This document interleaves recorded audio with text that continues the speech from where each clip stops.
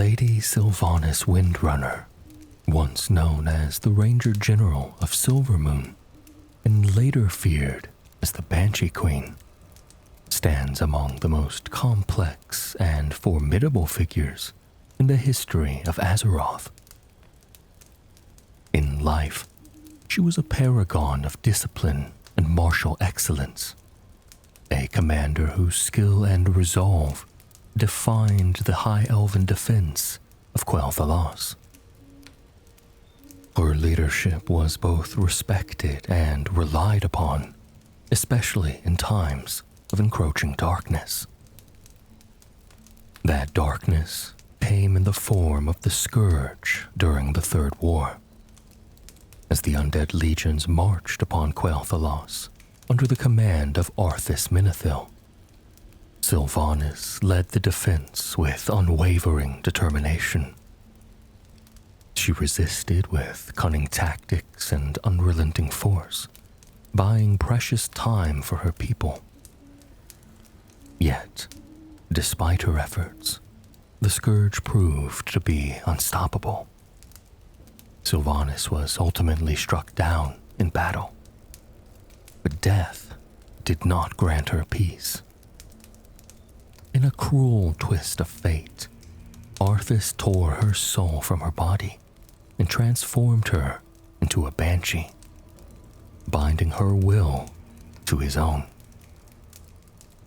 Stripped of her autonomy, she became a weapon in the army of the Lich King, driven by anguish and hatred. For a time, Sylvanas existed as little more than an instrument of destruction. But when the Lich King's control weakened, she seized the opportunity to break free.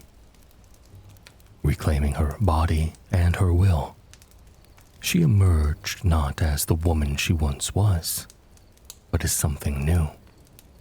Something hardened by suffering and driven by vengeance.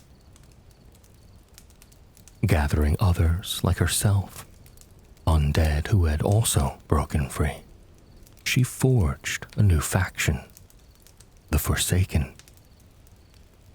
As their queen, she led them with singular purpose, carving out a place for them in a world that feared and reviled their existence.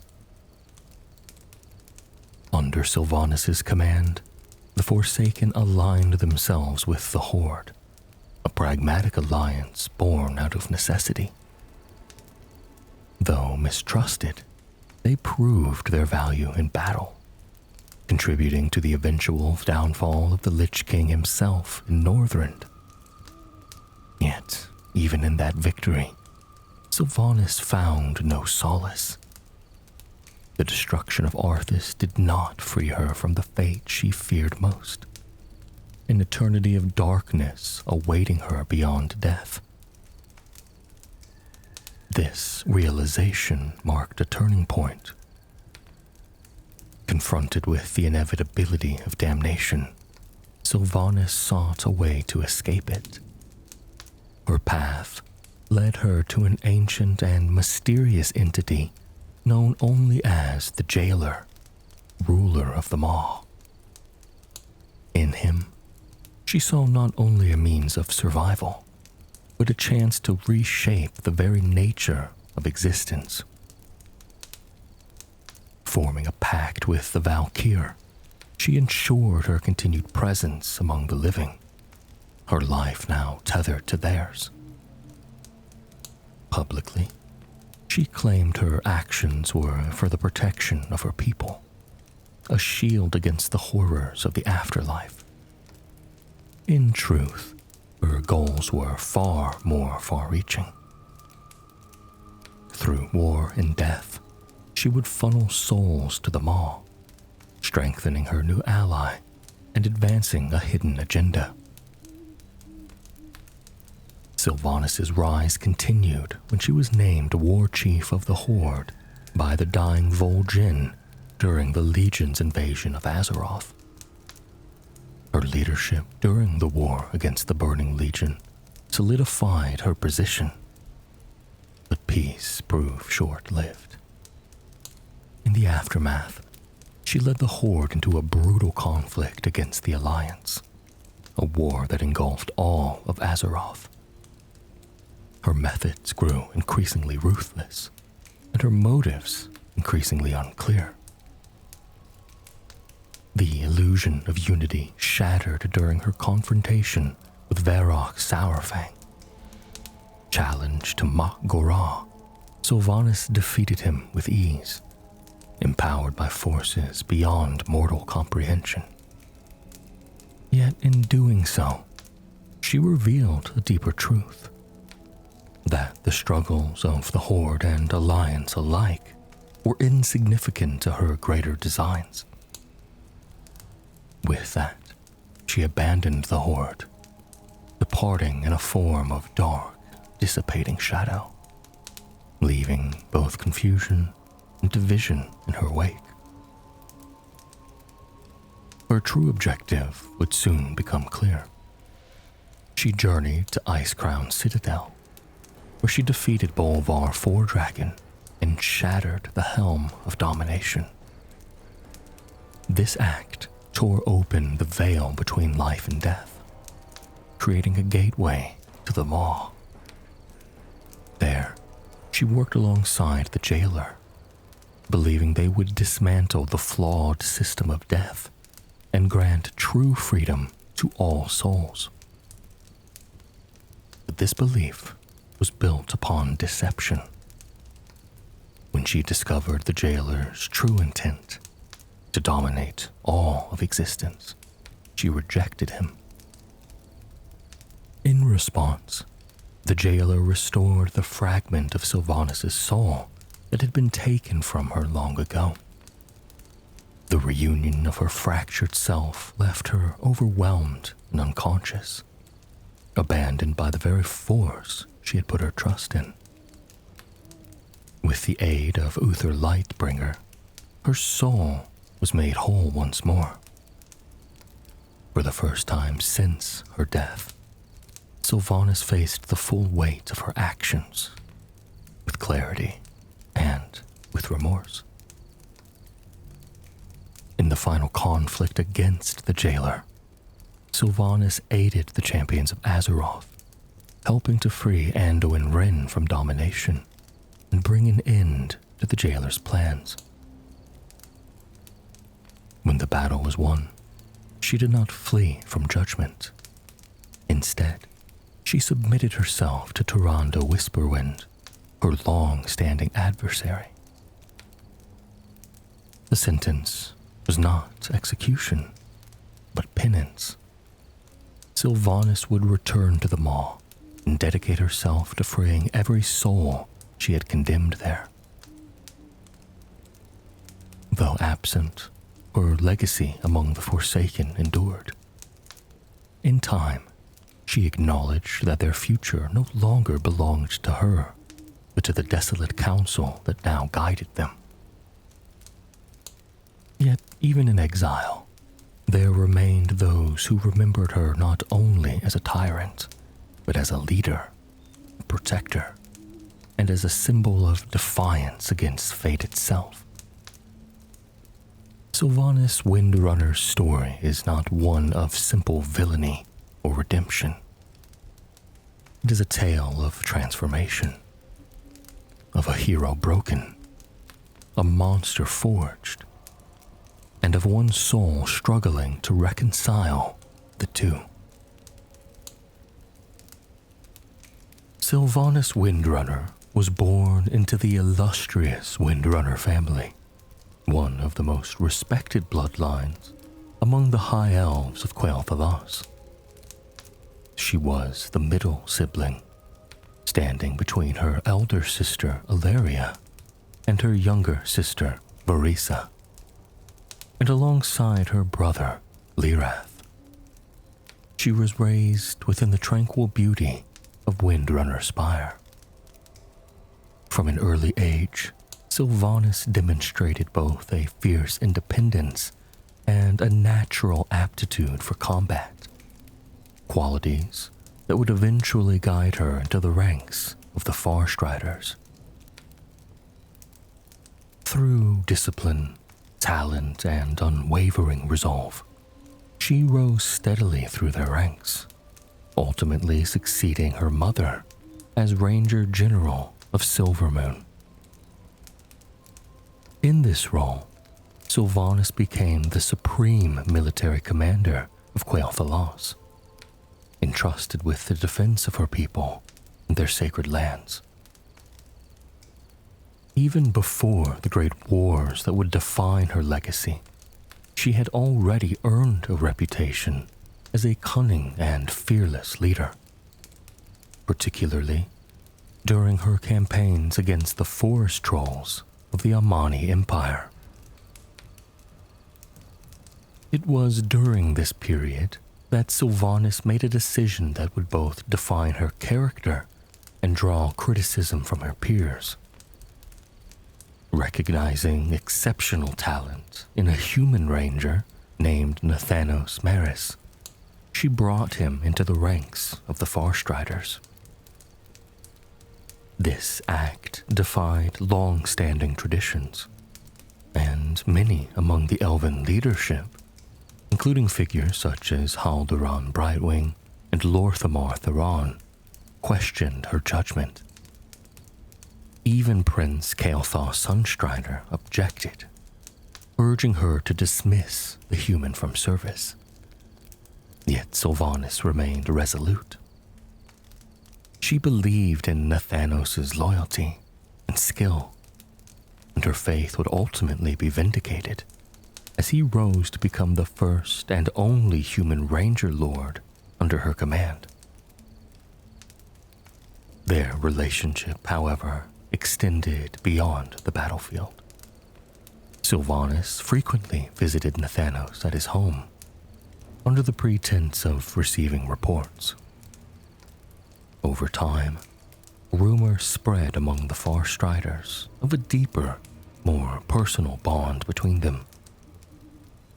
In quieter moments, glimpses of Sylvanas' humanity emerged, such as when she spoke with Nathanos' young cousin and offered him a simple, encouraging gift for his future. These fleeting instances revealed a leader who, despite her formidable reputation, was capable of warmth and personal connection. When the Second War erupted, Quel'Thalas initially remained distant, offering only limited support to the Alliance. Sylvanas' sister Alleria chose to fight alongside the Alliance forces, while Sylvanas herself remained to defend their homeland. That decision was soon tested when the forests of Quel'Thalas began to burn under mysterious circumstances. Investigating the devastation, Sylvanas encountered her sisters under attack by forest trolls.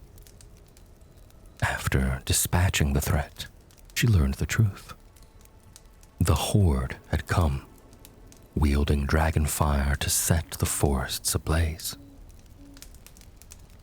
Acting swiftly, Sylvanas coordinated her rangers to intercept the invading forces, maneuvering them into a confrontation alongside Alliance troops, led by the paladin Turalian. The ensuing conflict was fierce and unpredictable, but ultimately the Horde withdrew from Quel'Thalas. In the aftermath, Sylvanas remained vigilant, hunting down any remnants of the enemy. The war eventually came to an end with the Horde's defeat and the destruction of the Dark Portal. In the years that followed, Sylvanas continued to strengthen the Farstriders, promoting Lorthamar to the rank of Ranger Lord and maintaining the defensive readiness of Quel'Thalas. She also bore witness to the broader changes across Azeroth, attending the dedication of the Sons of Lothar and Stormwind, and honoring her sister Alleria's legacy through the words inscribed upon her statue. Years later, a far greater threat emerged, one that would forever alter the fate of Sylvanas and her people. Arthas Menethil, once a prince of Lordaeron, and now a Death Knight of the Scourge, marched upon Quel'Thalas with an army of the undead. The warning came swiftly as scouts reported the advancing tide of undeath approaching the outer defenses. Sylvanas wasted no time. Rallying the Farstriders, she moved to confront Arthas directly. When the two met, she urged him to turn back, but Arthas's response was chilling in its certainty. Death had come for Quel'Thalas. The assault began with brutal efficiency. Despite the skill and determination of the elven defenders, the Scourge broke through the first elf gate, aided by necromantic forces and monstrous siege constructs. Forced to retreat, Sylvanas regrouped at the second gate, where the reality of the situation began to set in.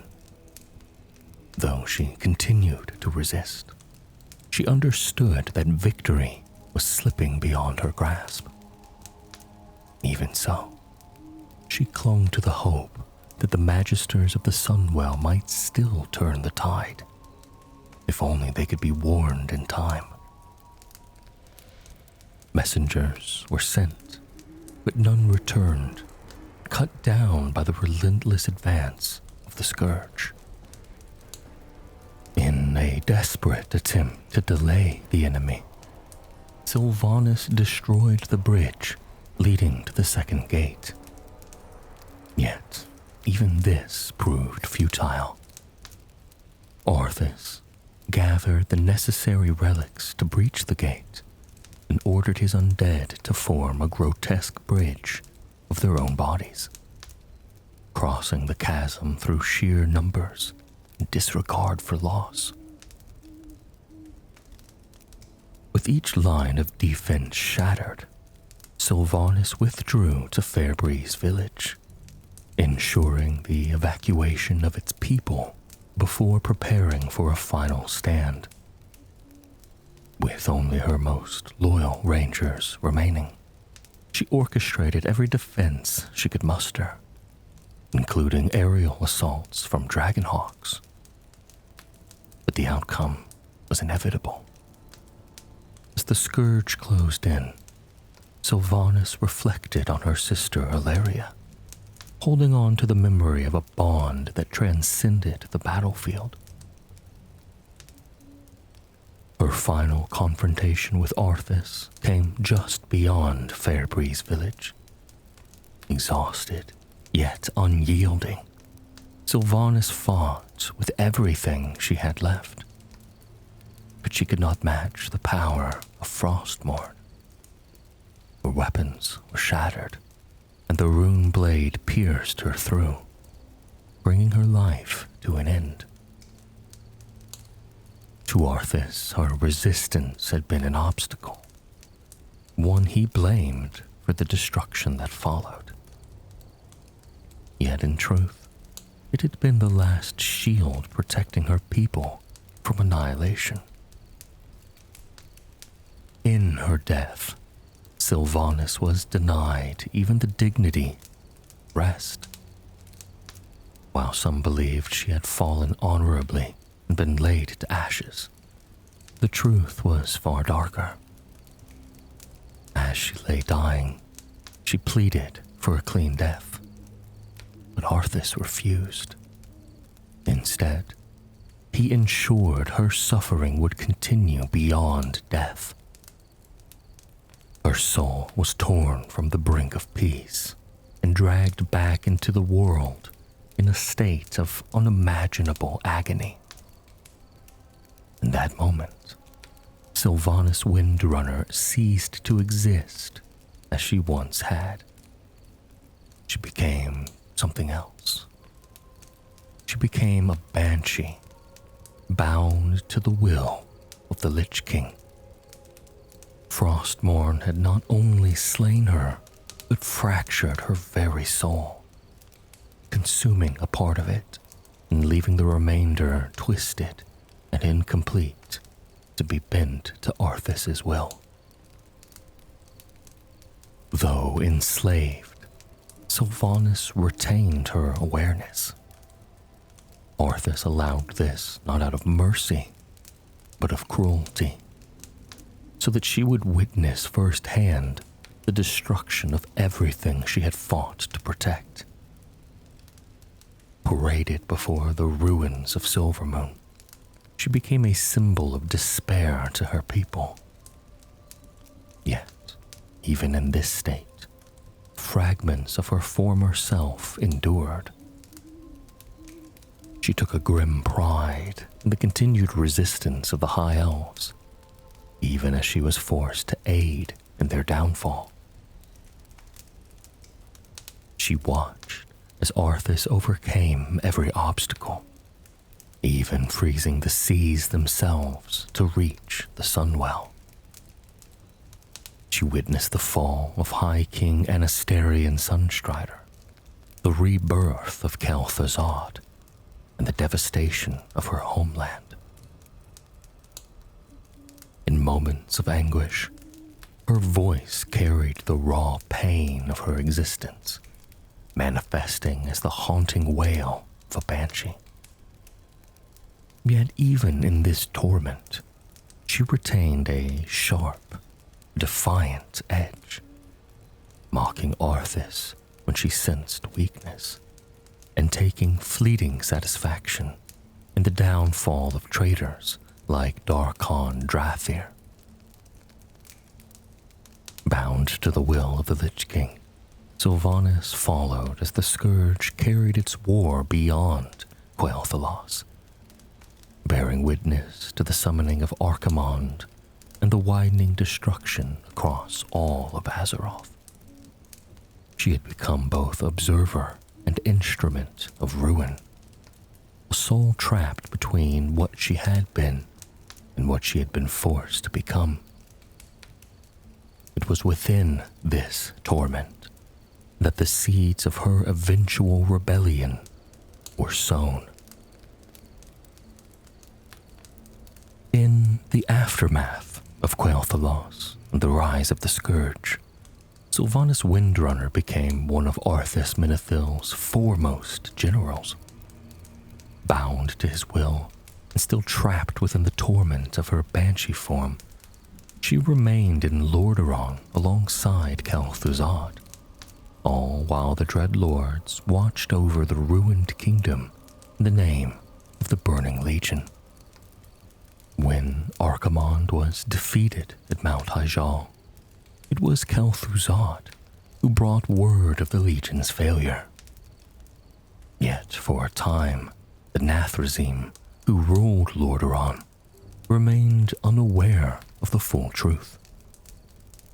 Their ignorance ended when Arthas himself returned from Kalimdor and confronted them directly, declaring the Legion defeated and announcing his intention to claim the Scourge for his own. Faced with his growing power, the Dreadlords chose retreat over open war. With Lordaeron firmly in his grasp, Arthas ordered a merciless purge of all remaining life in the kingdom as an offering to Ner'zhul. Kel'Thuzad warned that refugees were fleeing from the outer villages, and that, if they reached the mountain passes, they might escape beyond the Scourge's reach. Arthas divided the burden of slaughter among himself, Kel'Thuzad, and Sylvanas, stationing each along the likely routes of escape. Sylvanas led her banshees against terrified civilians and the few defenders who still sought to shield them. Village after village was put to the torch, and every effort was made to ensure that none slipped through the net. Even the courage of the paladin daggering the orc slayer and his allies could not halt the advance. In the end, Arthas and his generals descended upon the paladin's last refuge and extinguished the final remnants of organized resistance in Lordaeron. It was during this grim chapter that Sylvanas discovered a crucial change within herself. Nerzul's weakening power had begun to loosen its hold over her mind and over the minds of other banshees as well. She concealed this knowledge from Arthas and Kel'Thuzad, waiting and watching for an opportunity. Before long, the Dreadlords reached out to her in secret, summoning her to Silverpine Forest. There, they revealed that they too understood what was happening. The Lich King's influence was diminishing, and the Nathrezim intended to use that weakness to seize Lordaeron for themselves. Sylvanas agreed to assist them, though only on her own terms. She had no intention of trading one master for another. Soon after, she gathered those Dark Rangers who were loyal to her and traveled to Deathholm in search of the body Arthas had taken from her. There, she found it imprisoned in a coffin, hidden away as yet another act of cruelty. She also recovered her bow and began preparing for the moment she had long awaited. Mixing a venom from wound wood and troll poison, she crafted a paralyzing toxin and tested it to ensure it would serve its purpose. If Arthas survived the Dreadlord's treachery, she intended to finish what they could not. That chance came swiftly. When Arthas escaped the Dreadlord's ambush within the capital, Sylvanas' agents feigned loyalty and guided him into the wilderness exactly as she had planned. There, in the shadows, she struck him with her poisoned arrow. The venom took hold, leaving Arthas weakened and unable to move. For a brief moment, the balance shifted, and the tormentor lay helpless before the one he had damned. Arthas demanded death, but Sylvanas denied him that mercy. She had no wish to grant him a swift end. She intended for him to suffer just as she had suffered. Yet before she could carry out her revenge, Kel'Thuzad arrived with an undead host, and Sylvanas was forced to flee. The opportunity had been lost, but her purpose had not. From that moment onward, her hatred for Arthas became the foundation of her existence. Afterward, Sylvanas returned in secret to the scarred lands of Quel'Thalas. Near Farstrider Retreat, she overheard Lor'themar Theron and Halduran Brightwing speaking of the fallen and of the horrors left behind. For a fleeting instant, she considered revealing herself to those who had once been her comrades. But as she listened, she heard them speak of Sylvanas as though she were truly gone, as though the woman they had known could never have allowed herself to become what now haunted their forests. Their words made clear that to them, she was dead in every way that mattered. Silently, she turned away and departed once more for Lordaeron, carrying with her the bitter knowledge that there was no home left to return to. Not long after, Arthas departed for Northrend at the summons of the Lich King, and Kel'Thuzad retreated into hiding. With their master gone, Sylvanas and many others were finally freed from his direct control. Yet this newfound freedom brought no comfort. Though their wills were their own, they remained twisted, unnatural, and hated by the living. They were no longer servants of the Scourge, but neither were they truly alive. They had become something abandoned, creatures between states, bound together only by pain, memory, and the simple desire to endure. It was then that Veramathris approached her again, inviting her to join the Dreadlords in their rule over the Plague Lands. Sylvanas refused. She had only just broken free and would not willingly bow to another tyrant. Veramathris warned her that those who did not submit would be swept aside, and with that threat hanging in the air, he departed. Sylvanas understood immediately that war was once again inevitable. With only a small number of banshees and lesser undead at her side, she knew that she would need an army if she were to survive. She found one through ruthless necessity. Scouring the wilderness, Sylvanas used her banshees to possess powerful local leaders and bend entire war bands to her service. Ogres, bandits, gnolls, and murlocs were either enslaved or destroyed.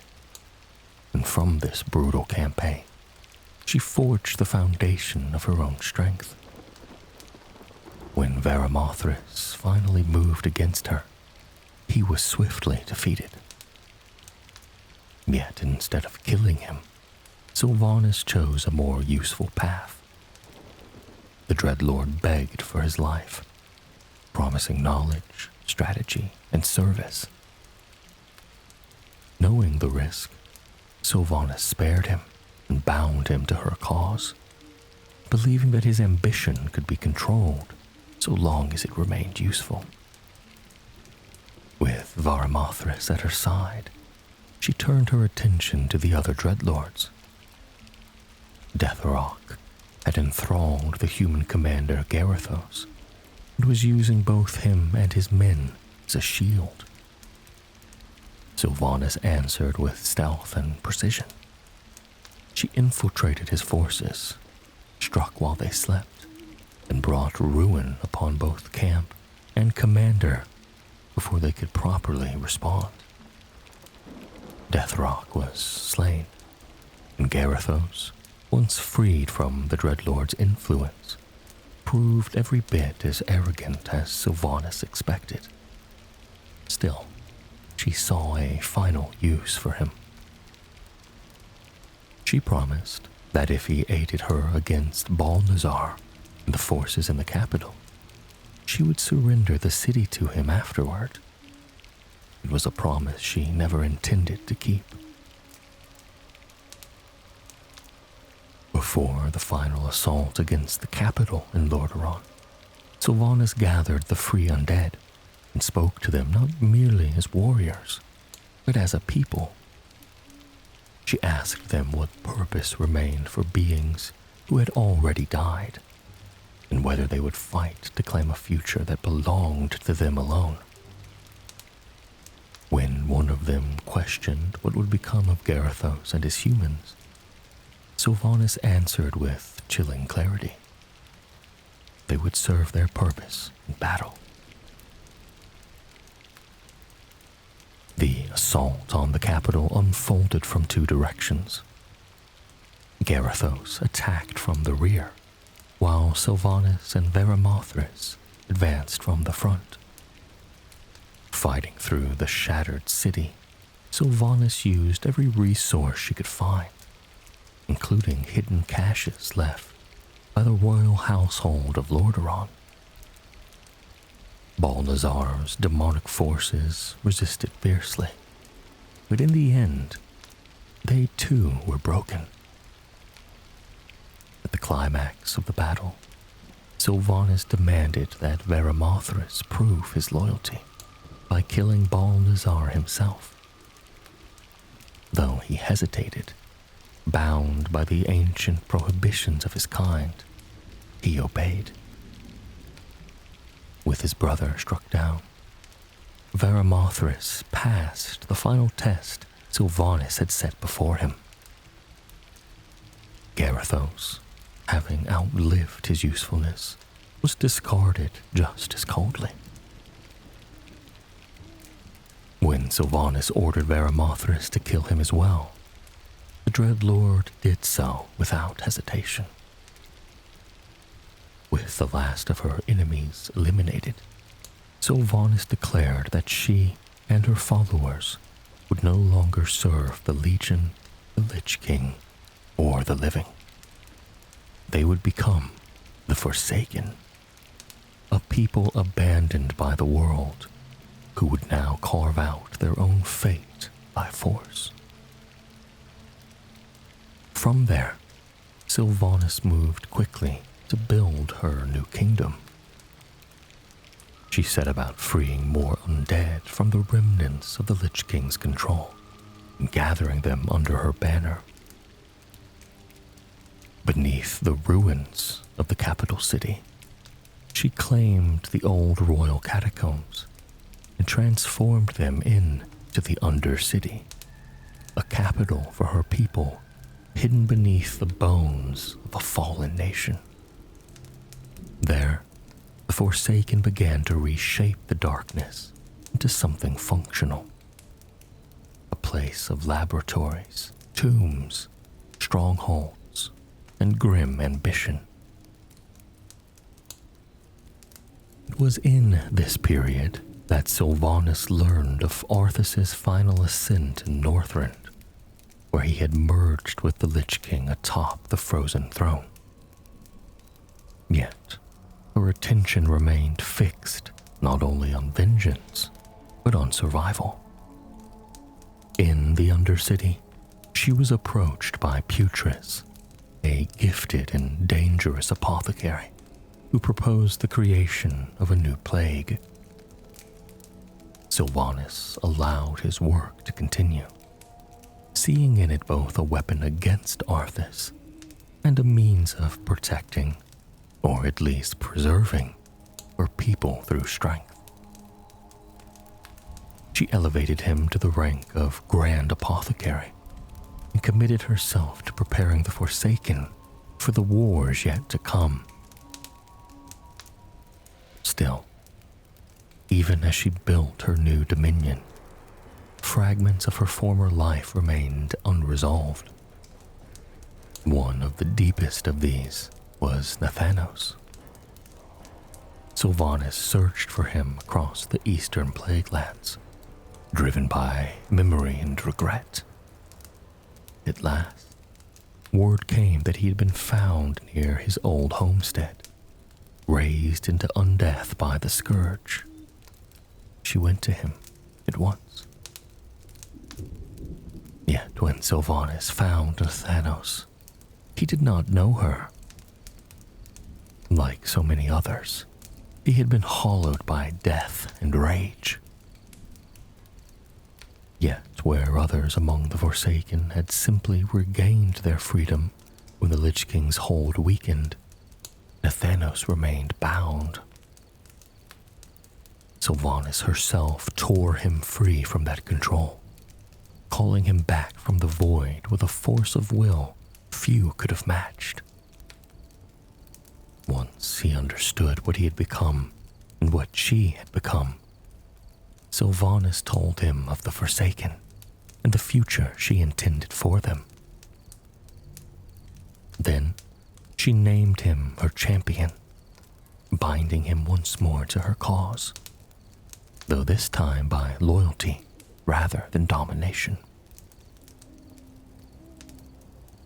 In the years that followed, Sylvanas continued to shape the ranks of her new people. raising dark rangers such as Velinara, and gathering others who might serve, whether willingly or reluctantly. Some, like Rhaegal Valdred, aided her only for a time before seeking release from her service. But the larger truth remained unchanged.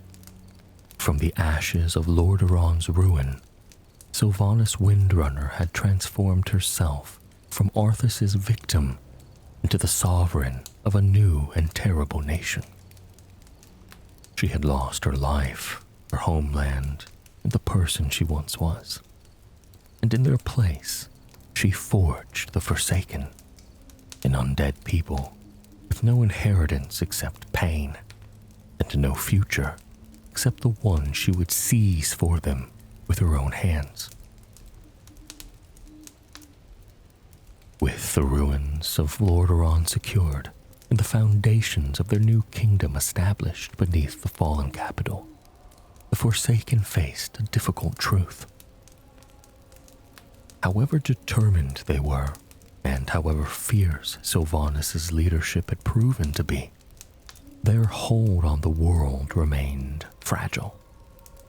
They had carved out a place for themselves through cunning and brutality, but survival alone was not enough. If Sylvanas was to preserve her people and one day exact vengeance upon Arthas, the Forsaken would need allies. To that end, Sylvanas reached outward and sent emissaries to both the Alliance and the Horde. The envoys dispatched to the Alliance never returned. Whether they were slain before they ever reached Stormwind, or simply refused any hearing at all, Sylvanas took their silence as an answer. The living kingdoms of humanity had no place in their hearts for the undead of Lordaeron. The Horde, however, proved more receptive. Through the influence of Hamel Rune Totem, who believed that even the Forsaken might yet find some path toward spiritual renewal, Sylvanas' ambassadors were brought before Cairn Bloodhoof. The Tauren chieftain argued that the undead deserved the chance to endure, rather than to be cast aside entirely. Though Thrall harbored deep reservations, he ultimately accepted the arrangement. What followed was not a union of trust, but an alliance of necessity. For the Horde, the Forsaken offered a foothold in the Eastern Kingdoms, a continent otherwise dominated by Alliance power. For the Forsaken, the Horde's recognition and military protection gave them the legitimacy and support they needed to hold Lordaeron against the many enemies who surrounded them. With that, Sylvanas and the Forsaken entered the Horde, not as kindred spirits, but as useful and dangerous partners bound together by circumstance. Once that alliance was secured, Sylvanas turned her attention toward expansion and consolidation. The Forsaken were no longer merely a band of free-willed undead clinging to the shadows of a ruined kingdom. Under her rule, they began to evolve into a disciplined and increasingly formidable power. As more undead broke free from the Lich King's dominion, Sylvanas gathered them into her growing nation, forging purpose out of decay and identity out of abandonment. Nathanos, now restored to her side and the champion of the Banshee Queen, took up residence at Maris Stead. From there, he trained and directed those who would serve as Sylvanas' chosen agents in the field. New champions were sent to him to hone their skills, while others were dispatched to strike back against the Scarlet Crusade, whose fanatical hatred for all undead made them one of the Forsaken's most relentless foes. At the same time, Sylvanas laid the foundations for institutions that would define the Forsaken for years to come. She sanctioned the formation of the Deathstalkers, a covert network of assassins and spies that would become one of the most effective intelligence organizations on Azeroth. She also oversaw the growing work of the Royal Apothecary Society, whose purpose extended far beyond medicine or preservation. Their ambition was the development of a perfected plague, a weapon capable of destroying the scourge itself. To Sylvanas, this was more than an experiment in warfare. It was her first step towards vengeance, and perhaps even the only means by which Arthas could one day be brought low. She also entrusted Varamothras with campaigns beyond the Undercity, directing him to extend Forsaken power into the human and dwarven territories of southern Lordaeron. Though the alliance with the Horde gave the Forsaken breathing room, Sylvanas never intended for her people to remain passive. Their future, as she saw it, would be won through strength and the refusal to ever again be helpless. For all that death had transformed her, Sylvanas still retained a connection to Quel'Thalas. Beneath the cold discipline of the Banshee Queen, remnants of the Ranger-General endured, and nowhere was that more apparent than in her attitude toward the Blood Elves.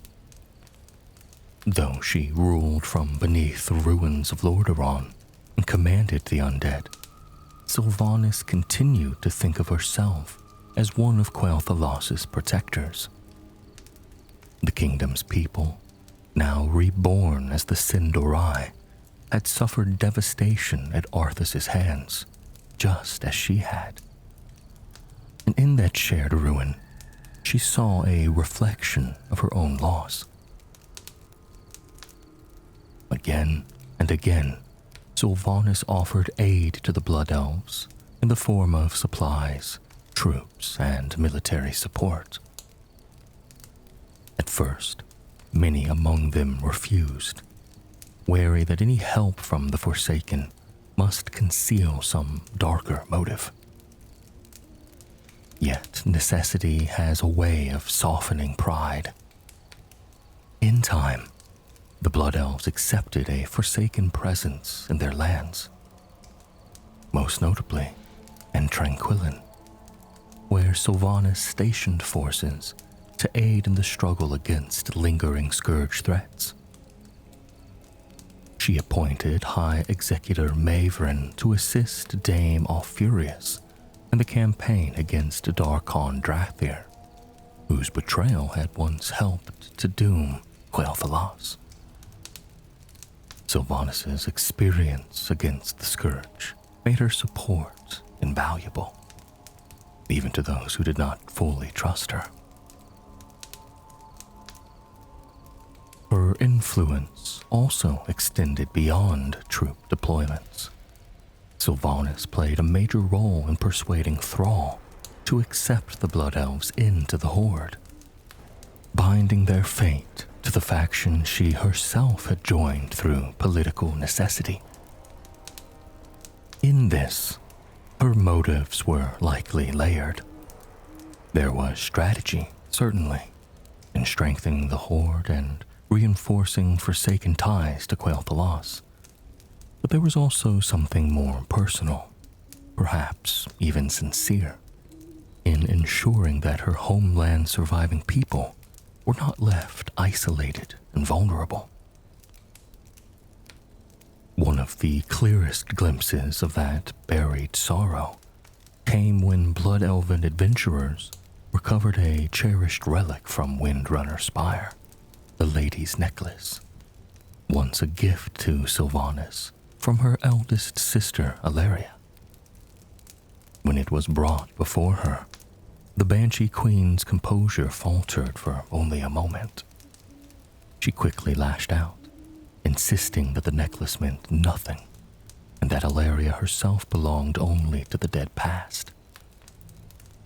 Yet after dismissing the messenger, Sylvanas summoned a choir of banshees and sang a mournful lament for her lost homeland.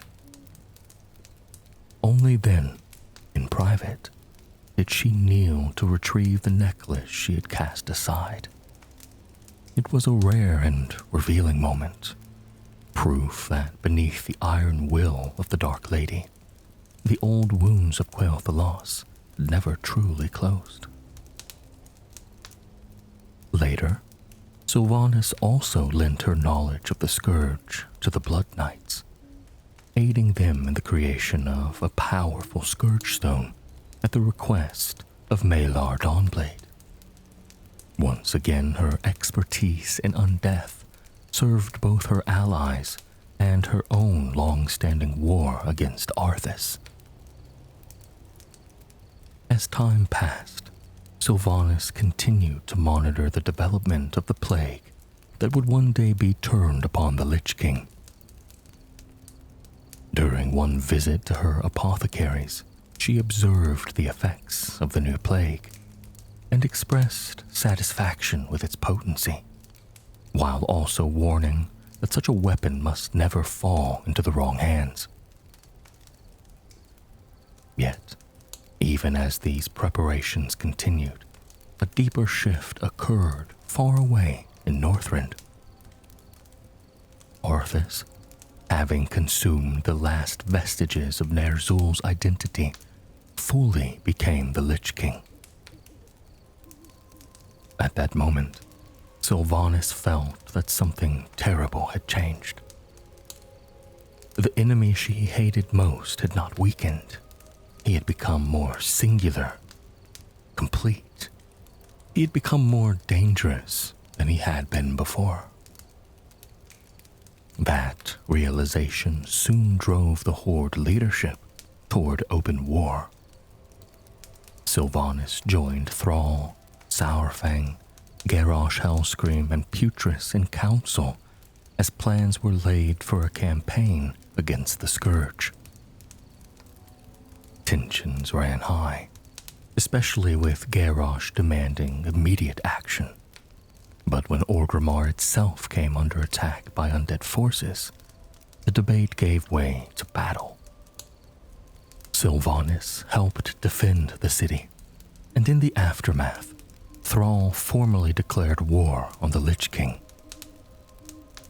For Sylvanas, this was the moment she had long awaited. At last, Horde power would be directed toward the destruction of Arthas Menethil. Before the campaign began in earnest, she traveled with royal dreadguards to Silvermoon to secure Blood Elven support for the war effort. There, she met with Lorthamar, Grand Magister Romoth, and Halduran Brightwing, figures who had once stood beside her in life. Lorthamar hesitated, arguing that Quel'Thalas had only recently survived another war and could not easily spare its strength. Sylvanas pressed him hard, reminding him that the Blood Elves' place in the Horde existed in large part through her efforts, and that their continued support from both Horde and Forsaken alike depended on their willingness to stand with them now. Romoth condemned her words as blackmail, and in many ways that is exactly what they were. Yet Sylvanas did not deny the harshness of her stance. She insisted that all she wanted was the power needed to destroy their greatest enemy. Lorthamar ultimately relented, agreeing to send Magisters, Farstriders, and Blood Knights to support the coming war. Sylvanas accepted the concession and departed in silence, though the meeting left behind a lingering bitterness. Another reminder that even among her own people, the dead had become something both needed and feared. When the Horde invasion of Northrend finally began, the Forsaken took a central role in the campaign. While Garrosh Hellscream led the main Horde assault through the Borean tundra, Sylvanas directed the Forsaken war effort from the Howling Fjord under the banner of the Hand of Vengeance. With their dark fleets, apothecaries, and seasoned undead soldiers, the Forsaken brought to Northrend everything they had built for this single purpose. For Sylvanas, this was more than a simple military operation. It was the culmination of years of hatred and obsession. Among the Forsaken positions in Northrend, New Agamand became one of the most significant.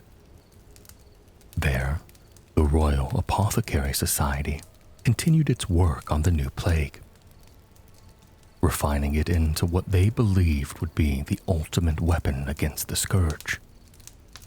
Sylvanas had overseen its creation patiently and methodically, intending it to serve as the instrument by which Arthas's empire would finally be broken. It seemed that the hour of reckoning had finally arrived. But the weapon she had cultivated would not be used as she had intended. During the Battle of Angrathar the Wrathgate, Grand Apothecary Putris betrayed her. As the Lich King himself appeared upon the battlefield, Putris ordered the Forsaken to unleash the new plague, not only upon the Scourge, but upon everyone present. Horde and Alliance alike were consumed in the toxic devastation. In a single act, the Forsaken campaign in Northrend was transformed from a war of vengeance into a catastrophe of betrayal. For Sylvanas, it was a bitter and devastating blow.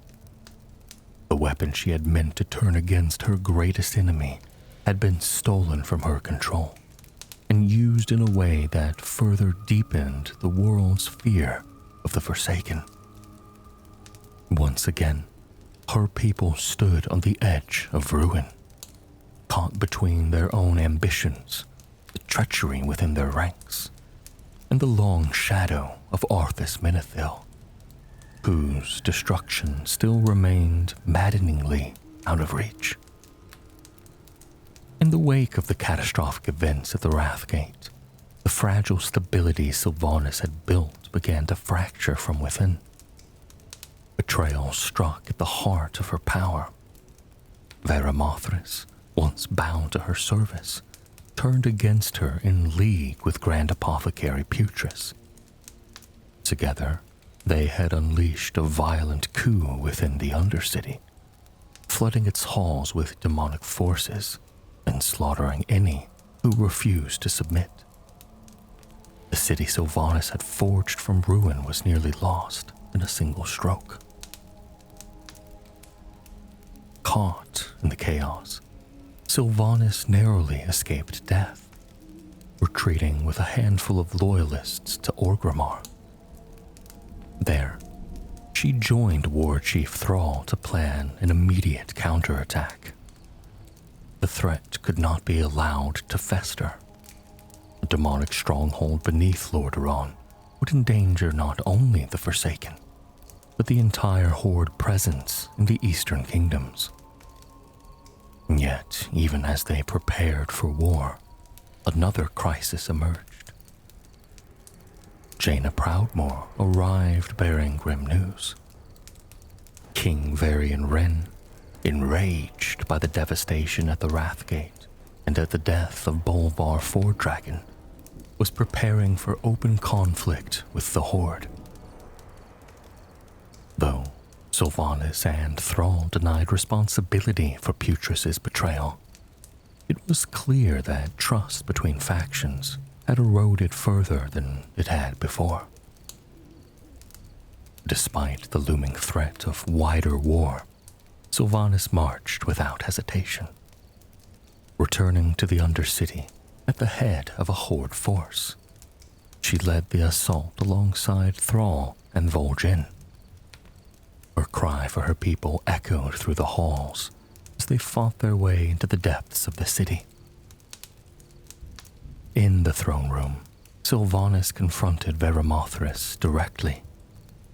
The Dreadlord who had once begged for her mercy now fell before her blade, and with his death, she reclaimed her seat of power. At the same time, the Alliance launched their own assault from the Undercity's lower passages. King Varian led the charge, ultimately confronting and killing Putris himself. What he discovered within the city, experiments conducted upon living captives, only deepened his fury. To Varian, the Forsaken were nothing but abominations. He stormed into the royal quarter, prepared to strike down both Thrall and Sylvanas. Only Jaina's intervention prevented further bloodshed, as she teleported the Alliance forces away, averting a direct confrontation that might have ignited a full-scale war.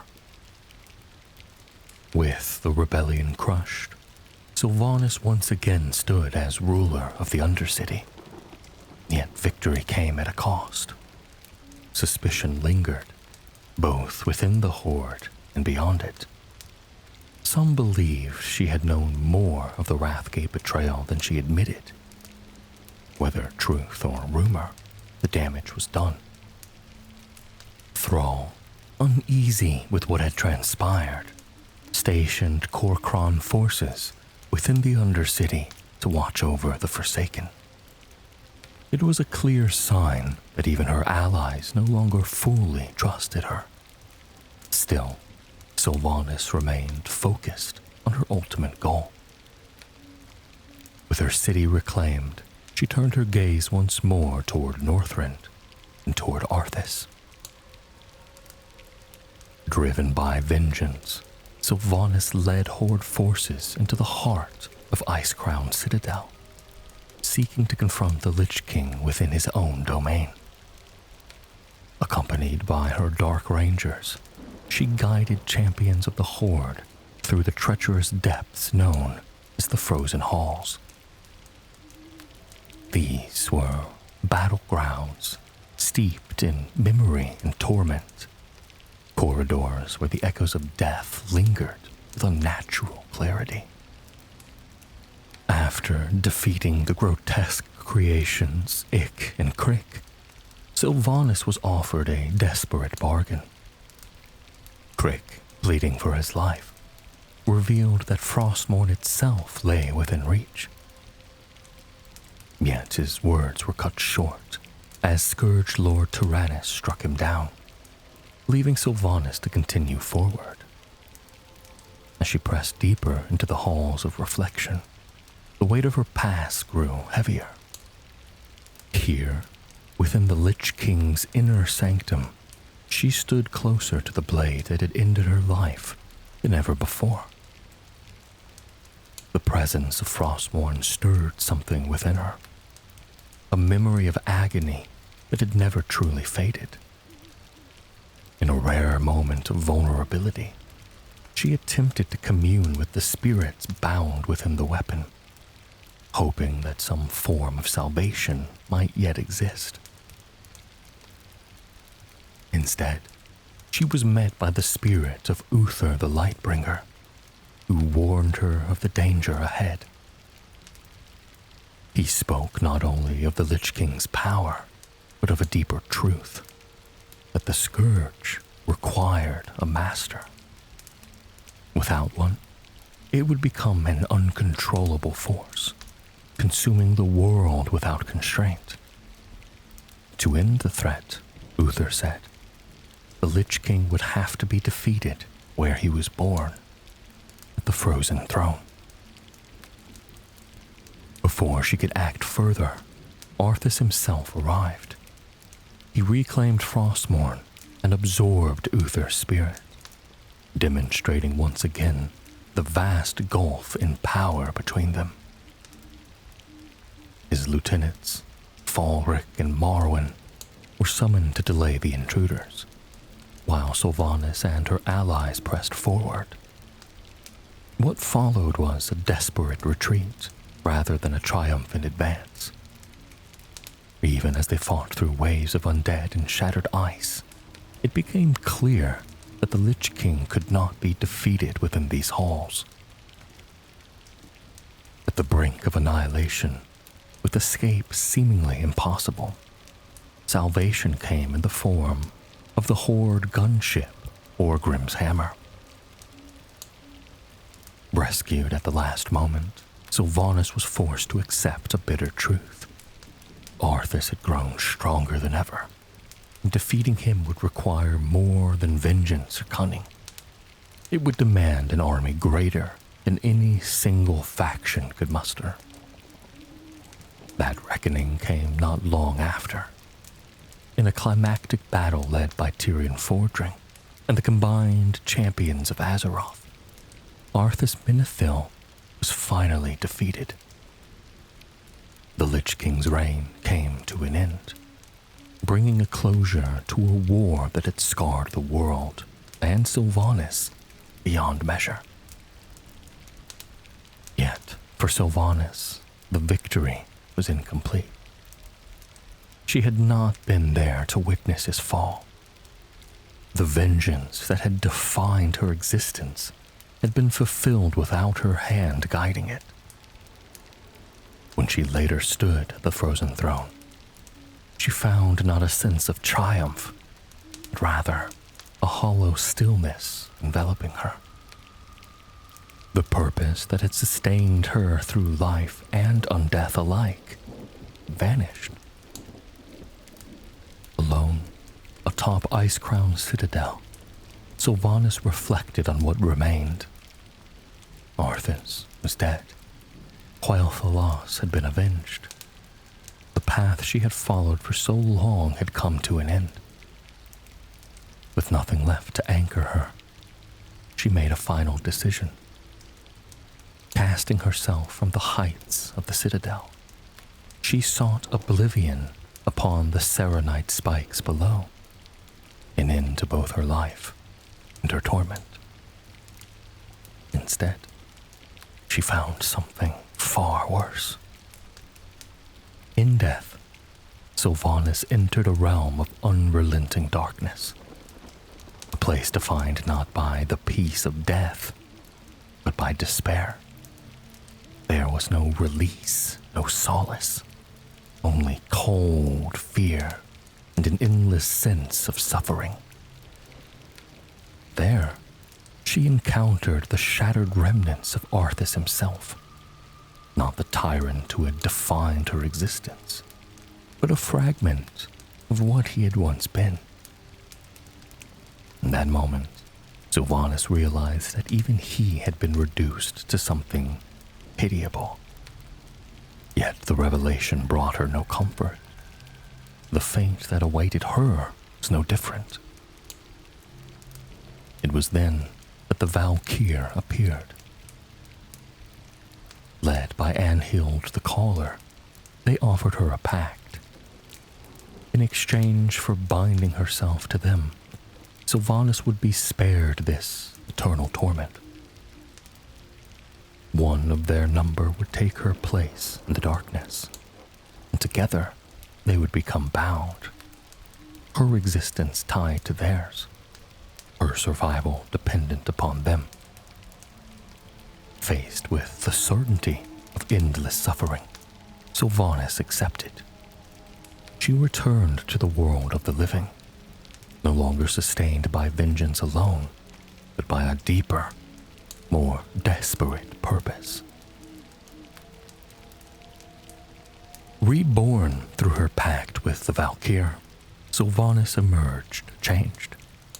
The Forsaken were no longer merely instruments of war or remnants of a lost kingdom. They had become something more, an extension of her will, and a means of ensuring her continued existence.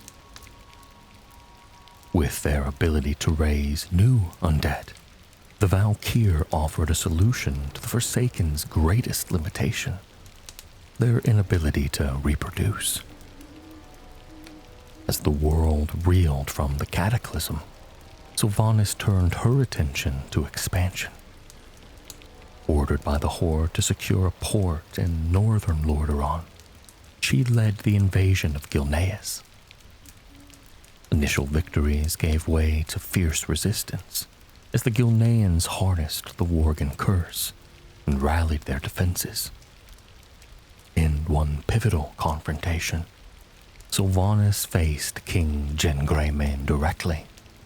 Her poison arrow, meant for him, instead struck his son, Prince Liam, who sacrificed himself to save his father. Frustrated and pressed for time, Sylvanas ordered the use of Blight to secure victory, forcing the evacuation of Gilneas. Yet, even this success proved temporary, as Alliance forces later reclaimed the territory. Throughout these conflicts, Sylvanas relied increasingly on the Valkyr, raising fallen enemies into new Forsaken ranks and reinforcing her armies in ways that unsettled even her allies. Her actions drew scrutiny from across Azeroth. To some, she had begun to resemble the very enemy she had once sought to destroy. The Argent Crusade and the Knights of the Ebon Blade watched her closely, wary of the parallels between the Banshee Queen and the Lich King she had sworn to destroy. Yet Sylvanas pressed forward regardless.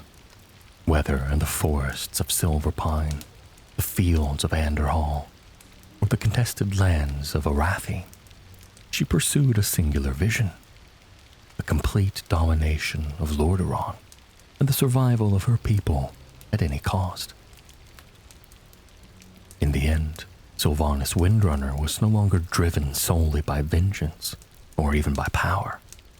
She had become something far more complex, a ruler shaped by loss, sustained by defiance, and guided by a relentless determination to never again be powerless in the face of fate. As tensions between the Horde and Alliance escalated once more, Sylvanas Windrunner found herself drawn into the strategic councils of a Horde increasingly shaped by Garrosh Hellscream's aggression. During a gathering of Horde leaders, Garrosh made his intentions unmistakably clear. Theramore would be attacked and destroyed. Sylvanas did not support the plan. Her concerns were not rooted in mercy, but rather in calculation. She understood that if the Alliance lost its principal stronghold on Kalimdor, its retaliation might fall most heavily upon the Forsaken and the Sin'dorei and the Eastern Kingdoms. More than once, she looked to Lorthamar for support, hoping to stir the shared instincts of two leaders whose people had both endured devastation. Yet Lorthamar offered her none. Garrosh dismissed her concerns, insisting that any Alliance response would be dealt with in due course. In the end, Sylvanas did not lead the siege personally, instead sending Captain Frandis Farley to act in her stead. Even this small gesture of representation ended in bloodshed. After the campaign, Farley was killed on Malkorok's orders, a grim reminder that under Garrosh's rule, dissent, however measured, was rarely forgotten.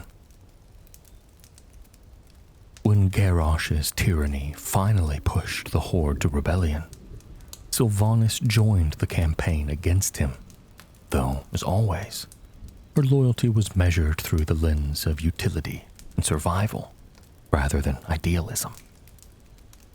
Alongside Lorthamar, she moved to seize Bladefist Bay from Garrosh's defenders, helping to open a path toward Orgrimmar itself.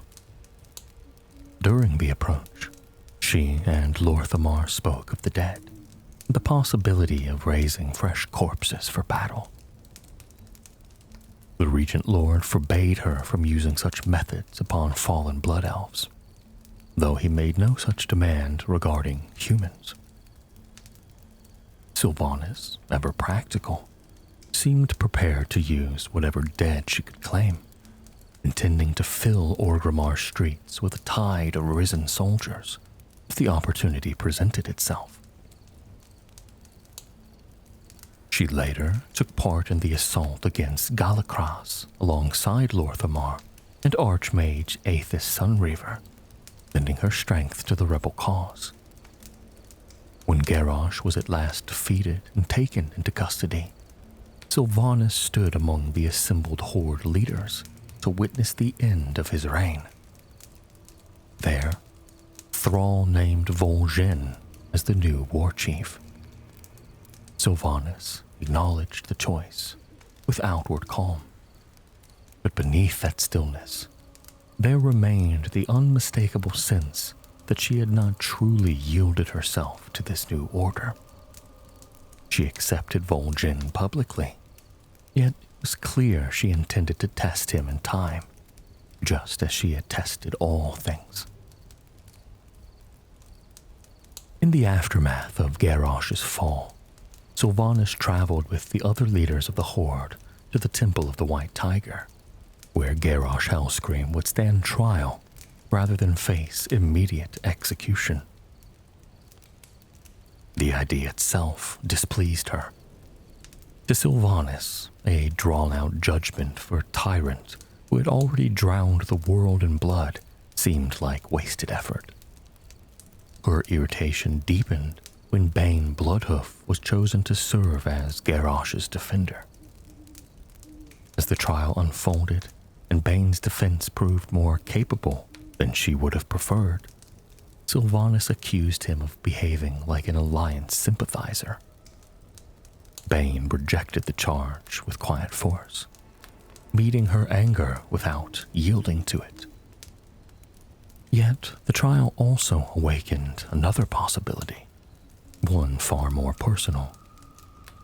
Sylvanas Windrunner, recognizing her sister's hatred for Garrosh and perhaps hoping to reconnect through shared purpose, secretly summoned Sylvanas to Windrunner Spire.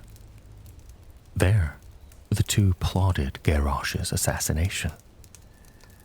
Sylvanas prepared a new poison through the work of her apothecaries, something subtle enough to leave no clear trace. And together, they intended to lace Garrosh's final meal with it. For a brief time, the conspiracy became entangled with something deeper and more tragic. Barisa considered the unthinkable, abandoning her living children and joining Sylvanas in leadership among the Forsaken. But Sylvanas understood what such a future would mean. The Forsaken would never accept a living woman in so central a role. And so, in the privacy of her own mind, Sylvanas resolved that if Barisa truly came to her side, she would kill her and raise her anew, reborn into undeath. Her little moon made eternal beside her. But that future never came to pass. At the last moment, Barisa faltered and revealed the poisoning plot to Anduin Wrynn. Though Garrosh showed no remorse and offered no reason to spare him, Anduin saved his life all the same, thwarting Sylvanas' plan. When she learned of the failure, her fury erupted without restraint. She tore through the wilderness, killing whatever creatures crossed her path, and in her rage she declared that she would never attempt to love again. It was one more loss layered upon all the others. Another bond broken beneath the weight of death and who she had become. As the Burning Legion's next great invasion approached, Sylvanas turned her attention inward to one of the few individuals she trusted utterly, Nathanos Blightcaller. She summoned him for a ritual intended to restore his strength and make him more fitting for the tasks ahead. Nathanos agreed, though not without his usual sharp edge. Only once the ritual began did he fully understand its price. The transformation would require the sacrifice of his cousin, Stefan Maris, whose life would be consumed so that Nathanos might be remade. The ritual was carried out by the Valkyr, who stood between the living and the dead, and channeled their grim power through ancient words and radiant force. Nathanos endured agony so severe that his senses seemed to dissolve entirely. When he finally returned to himself, he found that his ruined body had been restored, not to life, but to a stronger and less decayed form than before. Yet the transformation came with unsettling consequences. Gazing into a mirror, he saw that the face looking back at him was not entirely his own. Whatever he had become, it was shaped as much by Sylvanas' will as by his own past. Sylvanas then had him escorted to be armed and outfitted in a manner worthy of his station.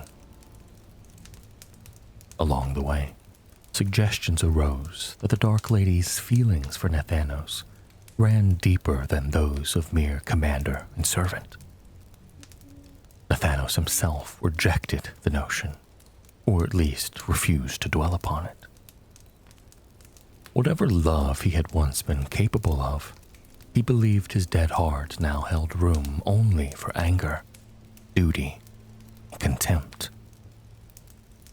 Even so, the bond between them remained singular, a connection forged in life and maintained through death, sharpened by years of mutual dependence. And when the Burning Legion finally invaded Azeroth once again, Sylvanas faced a crisis greater than any she had confronted since Arthas. This time, the danger was not only to her people or her position, but to her soul itself. Her pact with the Valkyr had spared her from the darkness beyond death, but only so long as enough of them remained. If Sylvanas were to die again, and the Valkyr were gone, she would be cast back into the abyss she had already glimpsed. For her, the Legion's invasion was therefore more than a war for Azeroth. It was also a war against annihilation and eternal damnation waiting just beyond the veil. She joined the Horde expedition to the Broken Isles in a rare joint campaign with the Alliance. In the opening assault, she fought with ferocity and precision, even leaping aboard an Alliance gunship when a demonic strike threatened to send it crashing into her own vessel. There, amid the chaos, she fought beside King Varian Wrynn himself against an abyssal monstrosity before surviving the fall and continuing the battle on the ground. At the Broken Shore, Sylvanas fought alongside Bane Bloodhoof, Vol'jin, Thrall, and the rest of the Horde command as they pushed toward the Black City. They witnessed Tyrion Fordring's fall and pressed on under relentless demonic pressure. After Croesus was brought down, Sylvanas assured Varian that the Horde would hold the High Ridge and protect the Alliance flank, while the Alliance advanced further against Gul'dan. Yet the battle turned when another Legion portal opened behind the Horde lines, unleashing reinforcements that threatened to envelop them. The position became untenable. Vol'jin was gravely wounded by a poisoned spear, and the Horde's lines began to collapse. Faced with overwhelming force and the prospect of complete destruction, Sylvanas made the decision to retreat. She sounded the horn that called her Valkyr to recover the wounded and ordered the Horde forces to withdraw. From the Alliance perspective, it appeared as betrayal. Varian looked on in disbelief as the Horde abandoned the ridge, leaving his own forces exposed. He too ordered a retreat, but the Alliance escape descended into catastrophe, ending in Varian's death at Gul'dan's hands. Sylvanas watched the great burst of fell energy that marked the king's end as she steered her vessel away. It was a moment heavy with consequence. To some, it confirmed their darkest suspicions about her. To Sylvanas, it was likely something harsher and simpler: survival. After the disaster at the Broken Shore, Sylvanas was summoned to Vol'jin's side as he lay dying in Gromosh Hold. Guided by a vision granted through deceptive spiritual influence, Vol'jin named Sylvanas as his successor in his final moments. And with that, the Banshee Queen became the war chief of the Horde. At Vol'jin's funeral pyre, Sylvanas addressed the gathered Horde and asked who would stand with her to avenge him. Their answer came as a roar of loyalty and fury. One by one, the leaders of the Horde pledged themselves to her rule. It was one of the most remarkable rises in Azeroth's history. The former Ranger-General of Silvermoon, later an undead exile and Queen of the Forsaken, now stood as the supreme war leader of the Horde itself. Her rule began under immediate pressure. When demon infiltrators struck at Orgrimmar, Sylvanas' forces helped drive them back, aided by the Illidari envoy, Alari the Soul Eater. Though she recognized the value of the demon hunters, she did not trust them. As was her nature, she responded by placing one of her own agents among them, officially as an envoy, unofficially as a spy. Not long after becoming war chief, Sylvanas led the Forsaken fleet to Stormheim. Publicly, the Horde's goal was to secure the Aegis of Agramar, an important artifact in the war against the Legion. Privately, Sylvanas had another purpose entirely. While her forces pushed the Horde's stated objective, she set out to claim a treasure of her own, one tied directly to her deepest fear and greatest need. Her journey was interrupted when Jin Greymane and Sky Admiral Rogers attacked her fleet aboard the Alliance gunship Skyfire. Gen's hatred for Sylvanas had long since become personal, bound up not only with the fall of Gilneas, but with the death of his son and the events of the Broken Shore. While Nathanos and the Horde champions moved to defend the fleet, Sylvanas slipped away into Stormheim to continue her secret mission. That mission led her into Helheim, where she bargained with Helia, and from there to the Vault of Aer, a powerful Valkyr queen. Sylvanas' true objective was finally revealed.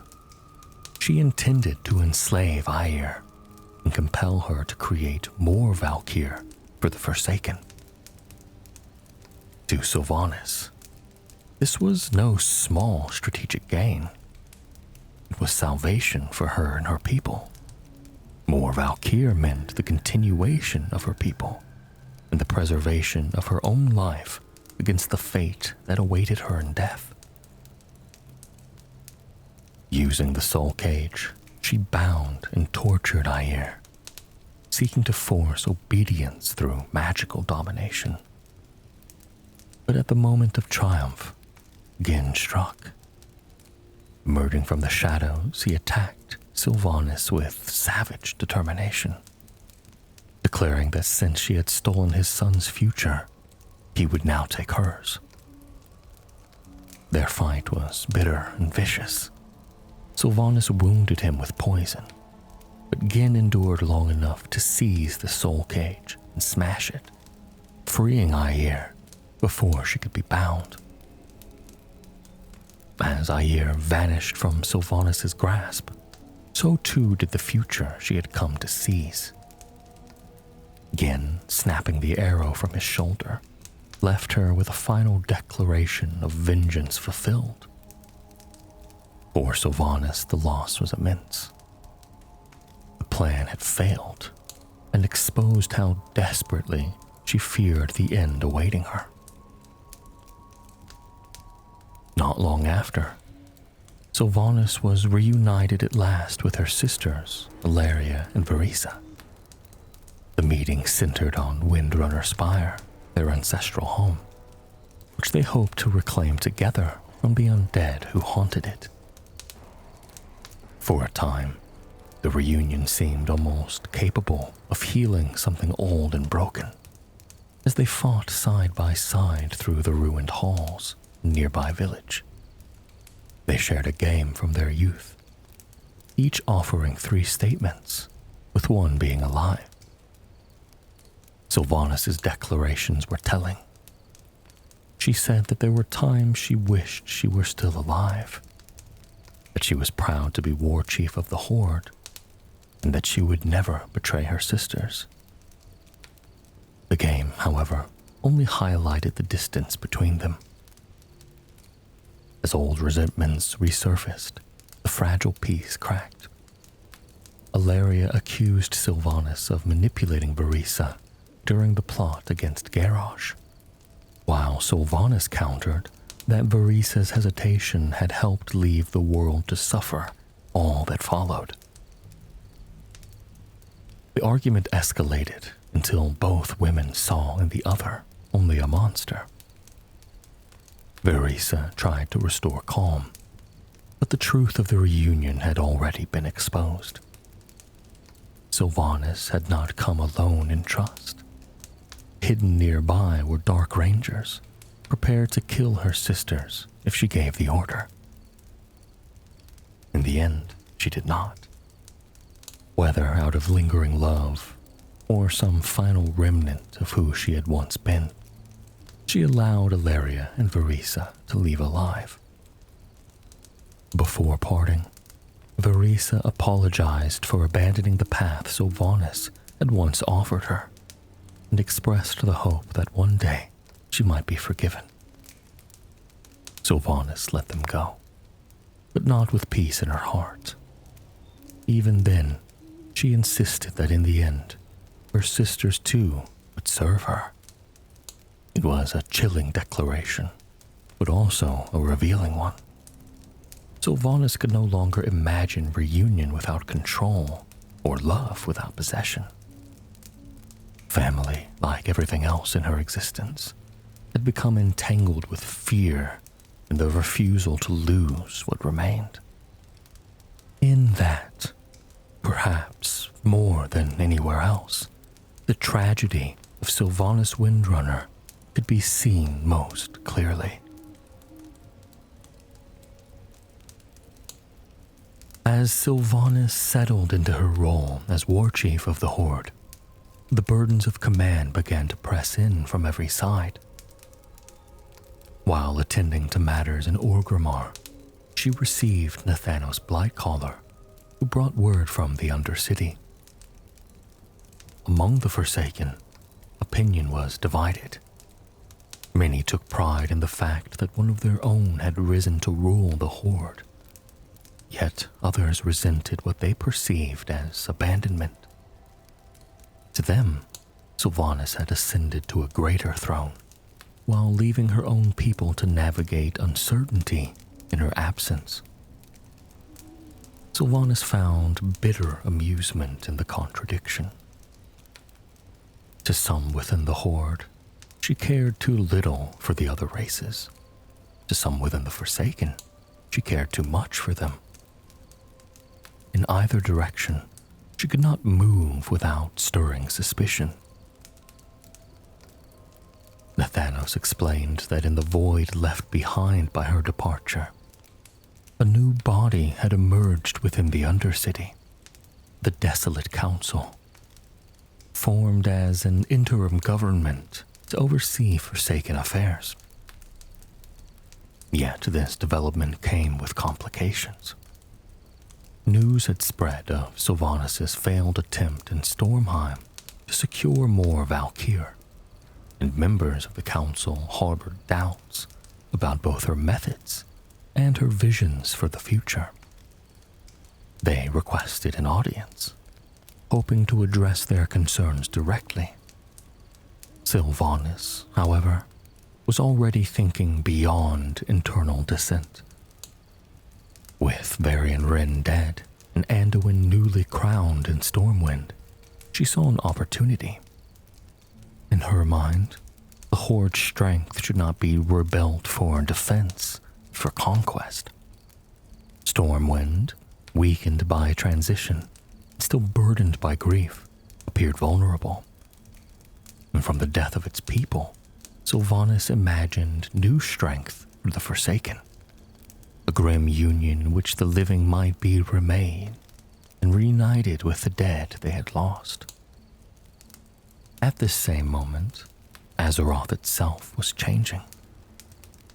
Following the defeat of the Burning Legion and Sargeras' wounding of the world, a new substance emerged from Silithis, Azerite. When Jaster Gallywix presented it during a Horde celebration, Sylvanas immediately recognized its significance. This resource was a turning point. While goblin miners and engineers were sent to exploit and study it, another voice entered the conversation. Magni Bronzebeard appealed for aid in healing the wounded world and urged the Horde to set aside its self-interest for Azeroth's sake. Sylvanas gave Bane Bloodhoof responsibility for organizing the Horde response to those healing efforts, but placed firm limits on how that work would proceed. There would be no cooperation with the Alliance, and no continued contact with Anduin Wren. Though others objected, she allowed Gallywix's Azerite operations to continue uninterrupted, insisting that the knowledge and weaponry promised would be essential when the proper moment arrived. Her priorities became clearer soon after. At Gallywix's palace, where Azerite research was already shifting toward military application, Nathanos interrupted to deliver a message from Anduin Wren. The king proposed a gathering, an unprecedented meeting between Forsaken and their living relatives, meant to test whether any peace or healing was still possible between them. Sylvanas did not welcome the idea. Her own failed reunion with her sisters had left her even more distrustful of reconciliation. She suspected that such an event would only reopen wounds, stir longing, and weaken the Forsaken's commitment to their current existence. Yet Nathanos saw the proposal differently. Whether the gathering succeeded or failed, he argued it might still serve their interests. If the Forsaken found comfort in seeing their loved ones, they might gain renewed purpose and a stronger will to endure. If the meeting ended in rejection, the resulting pain could be turned outward, hardening the Forsaken against the living and making them more susceptible to anger and vengeance. Sylvanas, thinking in even colder terms, recognized an additional advantage. Public cooperation could earn her trust from Stormwind, trust that might later be exploited. Convinced that the Desolate Council was not yet a true threat, she agreed, but only under controlled terms. Participation would be limited, and the event would proceed under conditions she could monitor closely. When she returned to the Undercity, Sylvanas did more than approve the gathering. She subtly prepared the ground for its failure. In speaking to the Forsaken, she encouraged doubt and bitterness. She understood their instincts intimately and believed that the prejudices of the living would ultimately destroy any hope of genuine reunion. In this, she was helping to shape the anticipation of disappointment. When the gathering began, Sylvanas met Anduin face to face upon Thoradin's wall, where the two leaders set the terms of the fragile experiment. Anduin, direct in a way that surprised even her, asked whether she had deliberately betrayed his father, the Broken Shore. Sylvanas answered plainly. Whatever choice she had made there, she said, Varian's fate had already been sealed by the Legion's overwhelming numbers. It was a stark response, but an honest one. At first, the gathering unfolded peacefully. Forsaken and living kin met in cautious, emotional exchanges. And for a brief time, it seemed possible that some measure of understanding might emerge. But as Sylvanas watched from above, reports reached her that some among the Forsaken were not merely reconnecting with the living. They were attempting to defect. To test whether this was true, she ordered the recall of the Forsaken participants. Most obeyed. Some did not. Then came word that Kalia Minethil was present among them. To Sylvanas, this changed everything. Kalia was not merely another royal exile. She was the daughter of Tyrannus Minethil, the heir to Lordaeron, therefore a living symbol who might draw Forsaken loyalty away from their queen. In Sylvanas' eyes, what had begun as a managed political exercise had turned into sedition. Her response was immediate. She unleashed her Dark Rangers upon the field and ordered that every Forsaken present be killed, including those trying to return. The only Forsaken she truly trusted, she believed, were those who had been fully shaped by suffering. Those too broken and bitter to still cling to hope. Sympathy for the living was not a flaw to be corrected. It was a weakness to be erased. Sylvanas then stepped forward and personally struck down Kalia Minethil in full view of Anduin. In that moment, she also threatened the king himself, justifying the act as punishment for bringing a usurper into her domain. But Anduin stood his ground, understanding that she could not afford to kill him. Not there, not then. Not without dragging the Horde into a war it was not ready to fight. Recognizing the limits around her, Sylvanas allowed him to carry Kalia's body away. The gathering, which had begun as an experiment in healing, ended as a massacre, and with it, whatever illusion remained of reconciliation between Sylvanas and the world of the living was shattered. In the aftermath, Orgrimmar was thick with Alliance spies. Yet Sylvanas chose not to root them out. The cost, she judged, would be too great, and their presence might still be turned to her advantage. Soon after, she summoned Varrock Sourfang to a private meeting and posed to him what seemed like a hypothetical question. How might Stormwind be sacked? Sourfang considered every path he could imagine and found them all wanting. Stormwind was too well defended, too difficult to invade and to hold. Any victory there would be temporary at best. Sylvanas listened, then pushed him to think more broadly. Stormwind, she suggested, need not be the opening blow. It could instead be the final stage of a much larger war.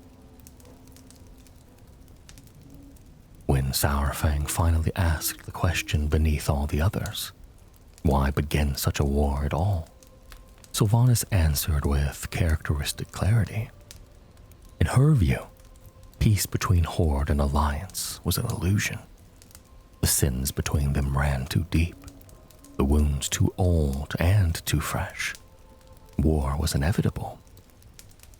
If that was true, then the only real choice was whether to fight on the enemy's terms or seize the initiative and reshape the world before the Alliance could do the same.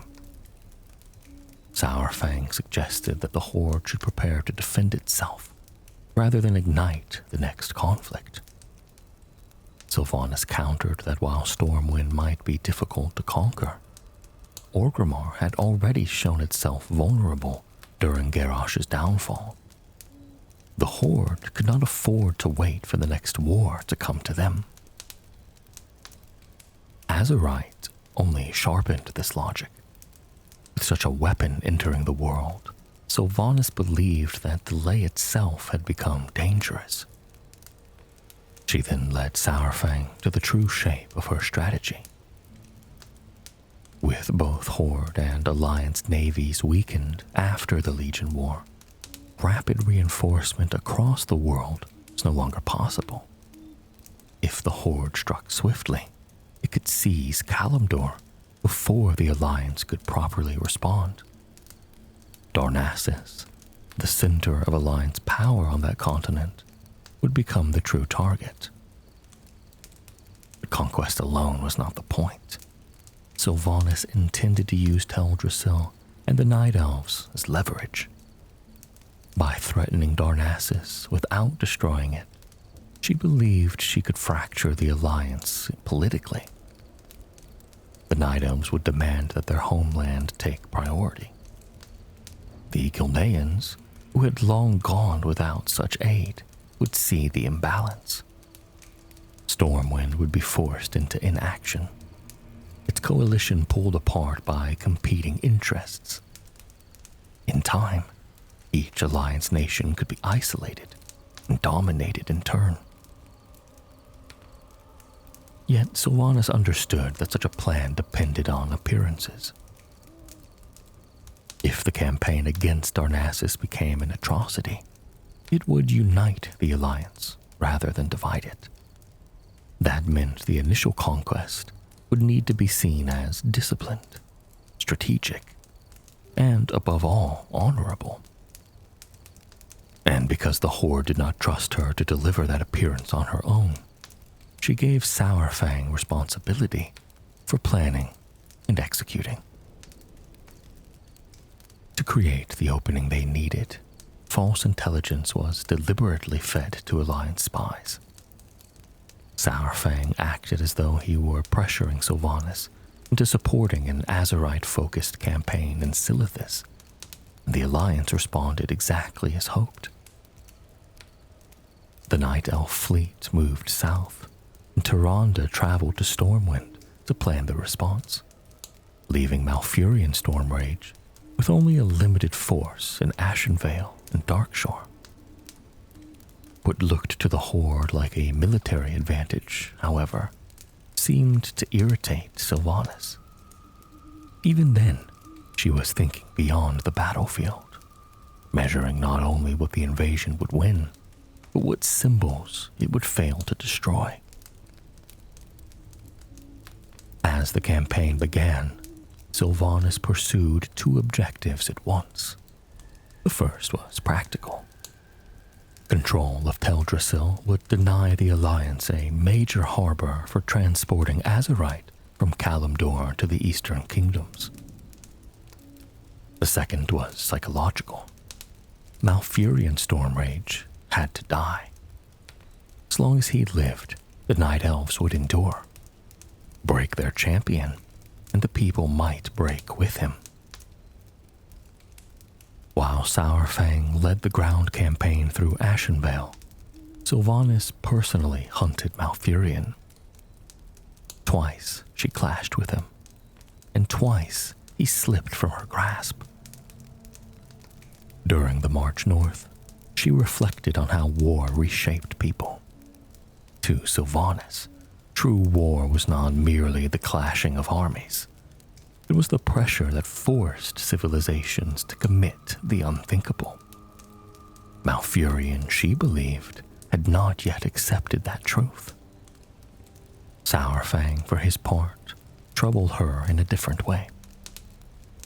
She saw in him a warrior damaged by war, yet still clinging to honor as though it might redeem what battle had made of him.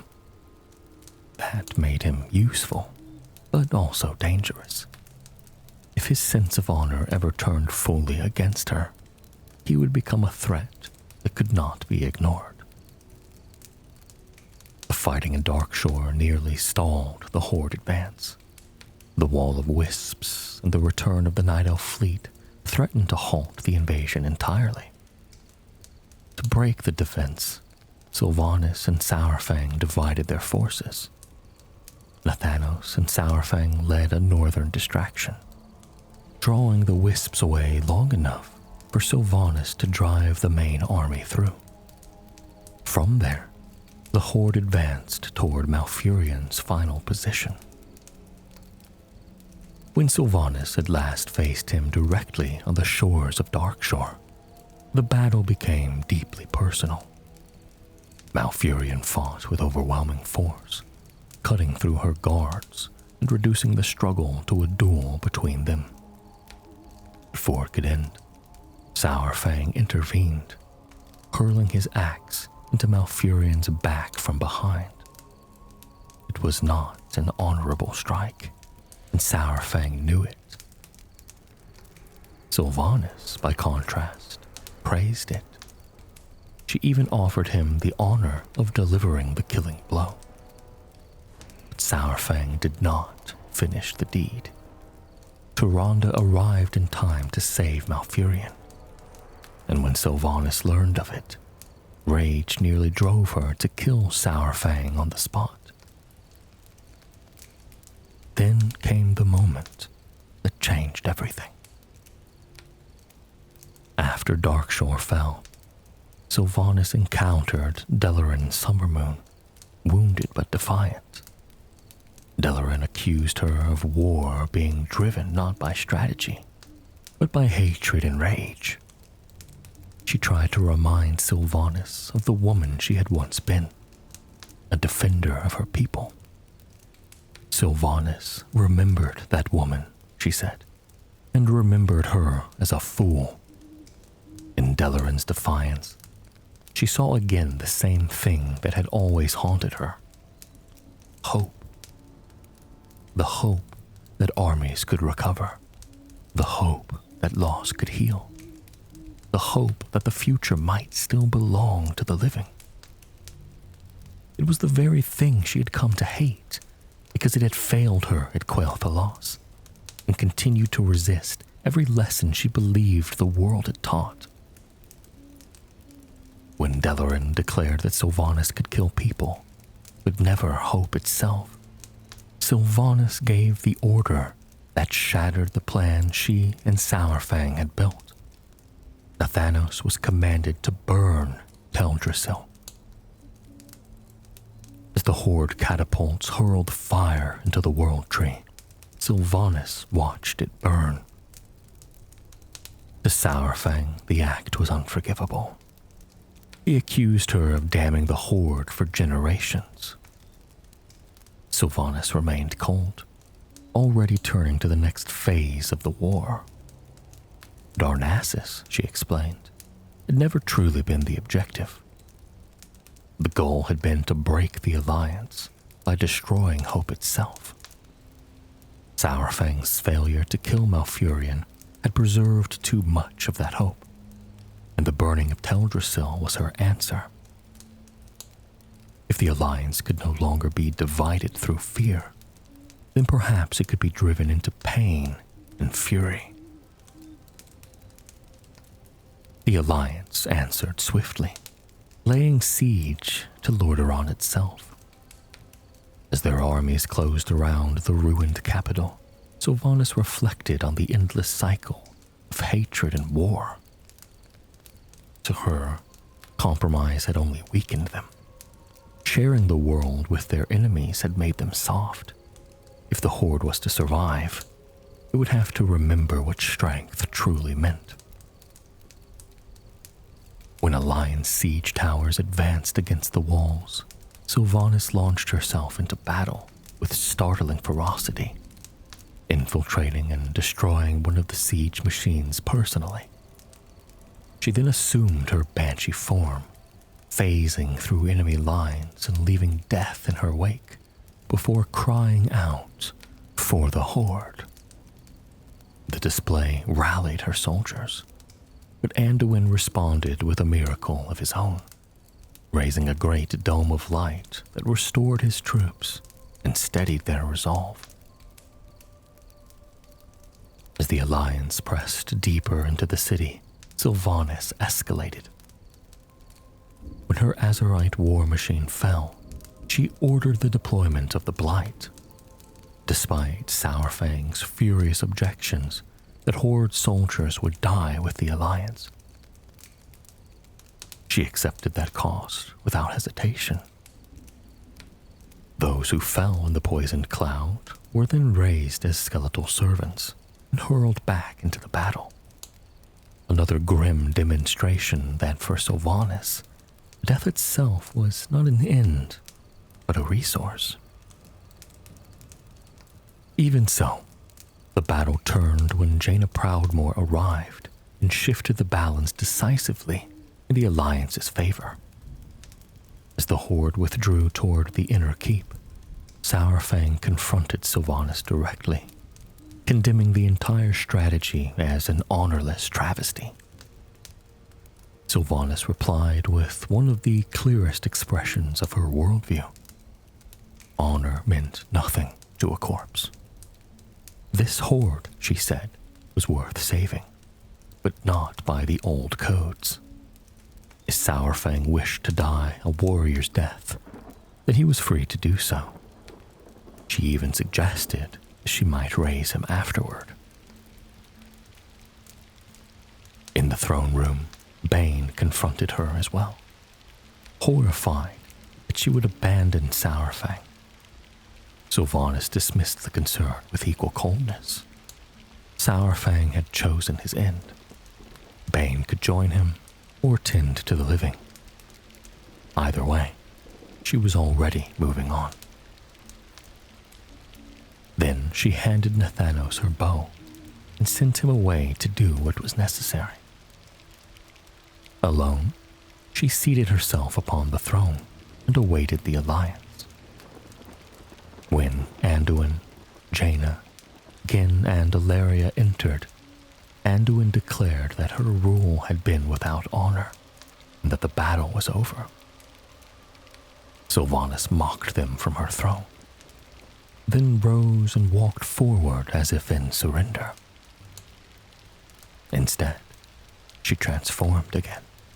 Her scream, unleashed in full Banshee form, incapacitated the Alliance leaders long enough for the final act to unfold. Blight charges detonated throughout the keep, and Sylvanas escaped through the shattered ceiling. From the deck of a Horde airship, with Nathanos returning her bow to her hands, she watched Lordaeron disappear beneath a sea of poison. The Alliance had taken nothing cleanly. The Horde had not kept the city. Sylvanas had denied both victory and restoration, turning even defeat into ruin. At some point, amid the growing conflict, Sylvanas also moved to secure the support of the Zandalari Empire, recognizing the value of its formidable fleet. Princess Talanji, seeking aid against the crises threatening her homeland, became a natural target for Alliance. When she was captured by the Alliance en route to Orgrimmar, Sylvanas dispatched a strike force to free her from the stockades. Once liberated, Talanji chose to return to Zandalar, bringing Horde champions with her and opening the door to deeper cooperation. Sylvanas later traveled to Zuldazar aboard the Banshee's whale to oversee the opening of the Horde's war campaign there. Even as other threats emerged, including the release of Mithrax and the gathering storm in Kol Tiras and Nazmir, she continued to position the Horde wherever advantage could be found. During this same period, the Maghar orcs of alternate Draenor were brought to Azeroth and pledged themselves to the Horde, expanding the faction strength further. Yet even these gains did not quiet the unrest growing within Sylvanas' own ranks. As the war deepened, Sylvanas embraced increasingly ruthless strategies. During the renewed conflict in Darkshore, she ordered Nathanos to raise Delaran Summermoon and Sira Moonwarden into undeath. Though the mission succeeded, one of the last remaining Valkyr was slain in the process, reducing still further the fragile chain that tethered Sylvanas to continued existence. She also saw opportunity in the dead of her enemies. Derek Proudmoore, whose body had been recovered by Horde agents, was raised with the intention of turning him into a weapon against his own family. In Sylvanas' eyes, he would become a dagger aimed at the hearts of Jaina and Catherine Proudmoore. To strengthen the Horde further, she arranged the release of Priscilla Ashvane from Tol Dagor, calculating that any enemy of Kol Tiras might yet prove useful. After Rastakon's death during the Alliance assault on Zuldazar, she attended Talanji's coronation and formally accepted the new queen's oath to the Horde as an equal power. At the same time, internal opposition hardened. When Saurfang escaped from Alliance custody, Sylvanas sent assassins after him. When that failed, her suspicion turned sharper still. Those who helped him became enemies. Those who refused him were watched. The fracture was widening. It reached a breaking point when Bane Bloodhoof secretly aided Derek Proudmoore's escape back to his family. Summoning the Horde leadership to Warfang Hold, Sylvanas revealed that she already knew what had happened. In front of all of them, Thomas Zelling was executed. Bane confessed his role, and Sylvanas had him arrested for treason.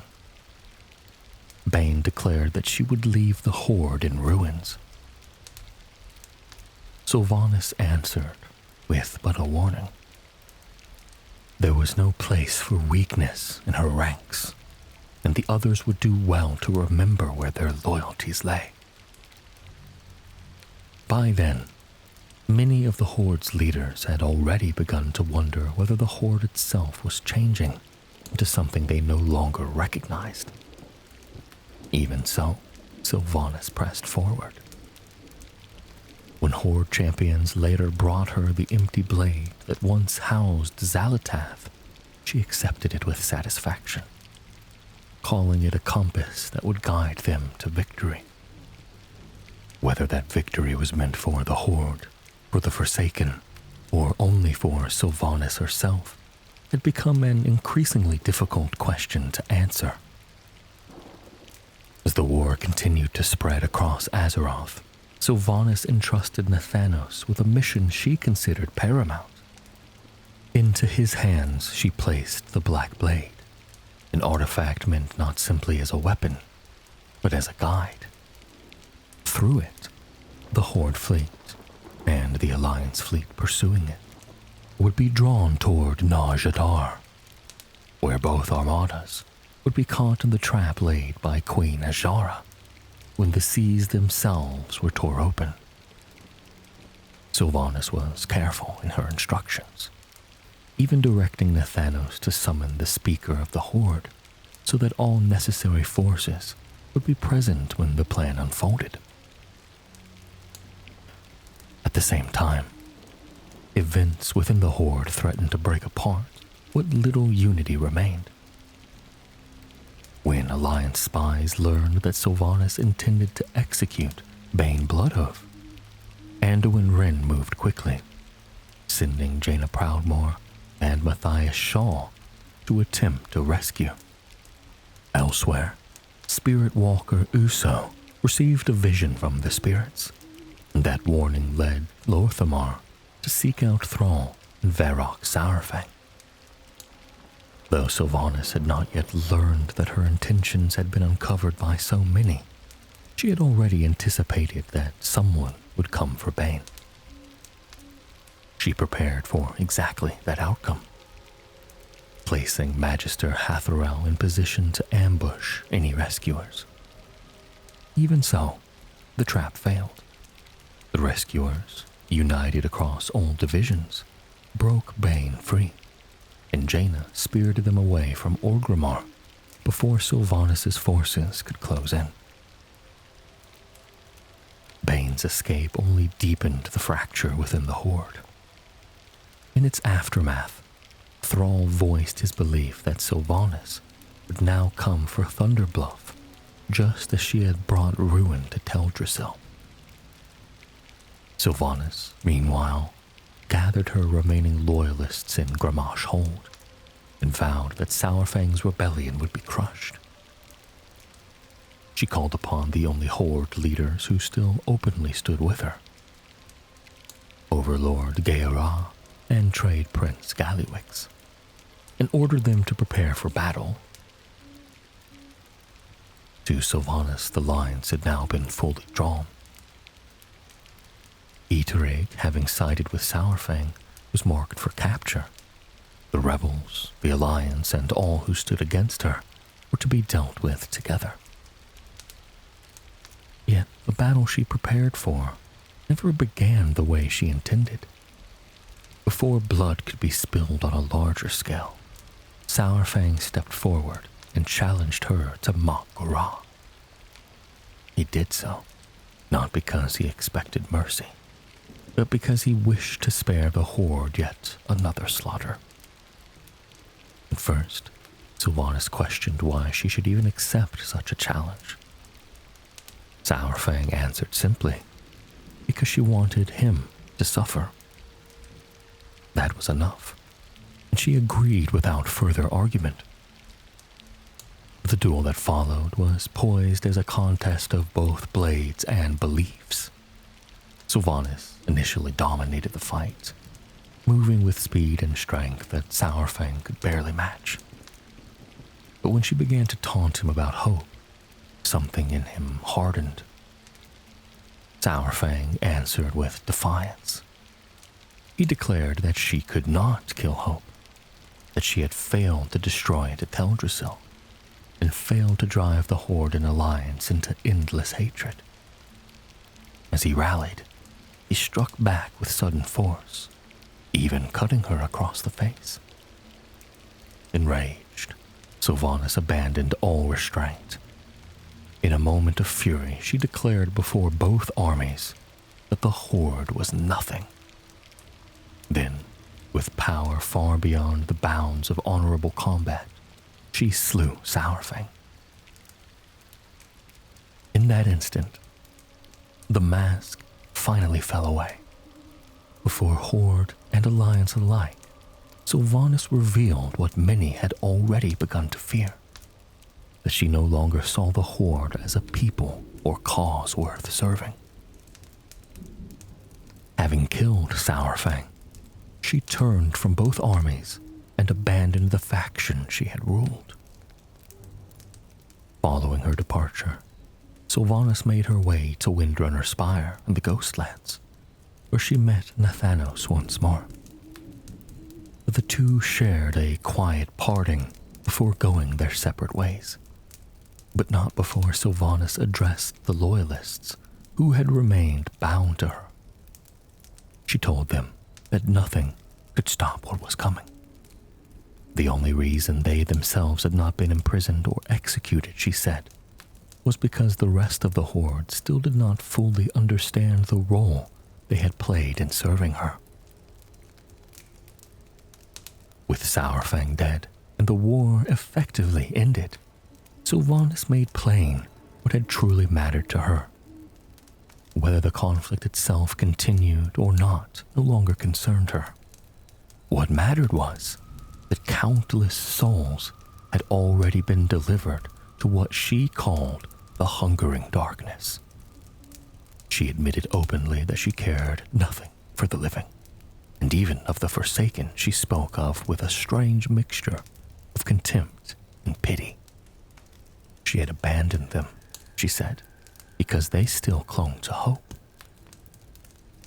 Then came a greater revelation still. Sylvanas disclosed that she had struck a bargain with Queen Ashara, and that the armies of Azeroth would soon be turned against her master's enemies. In time, she believed, even that master would ultimately serve death. Her words made it clear that the war between Horde and Alliance had never been the true endgame. It had been fuel, part of a larger design that lay beyond the world itself, beyond the veil of death. In the wake of her departure, most of those who had served her bent the knee to the reunited Horde, while those who refused were taken in chains. Among the Forsaken, reactions varied. Some demanded vengeance. Some denied the truth of her betrayal. Others, like Nathanos, and certain Dark Rangers, remained loyal. Even as she vanished into the shadows, efforts began to hunt her. Lorthamar sent far striders to track her. SI-7 combed the eastern kingdoms in search of her and Nathanos. But for a moment, Sylvanas had already moved beyond the concerns of nations. From that point on, Sylvanas operated almost entirely from the shadows, while both Horde and Alliance scrambled to uncover her next move. Even Ilaria, her own sister, joined the search.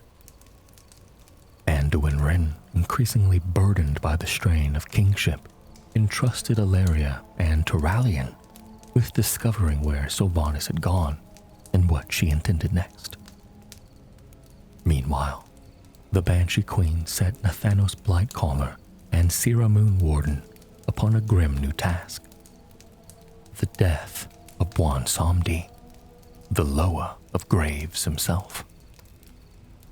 The assignment revealed just how far beyond mortal politics her war had advanced.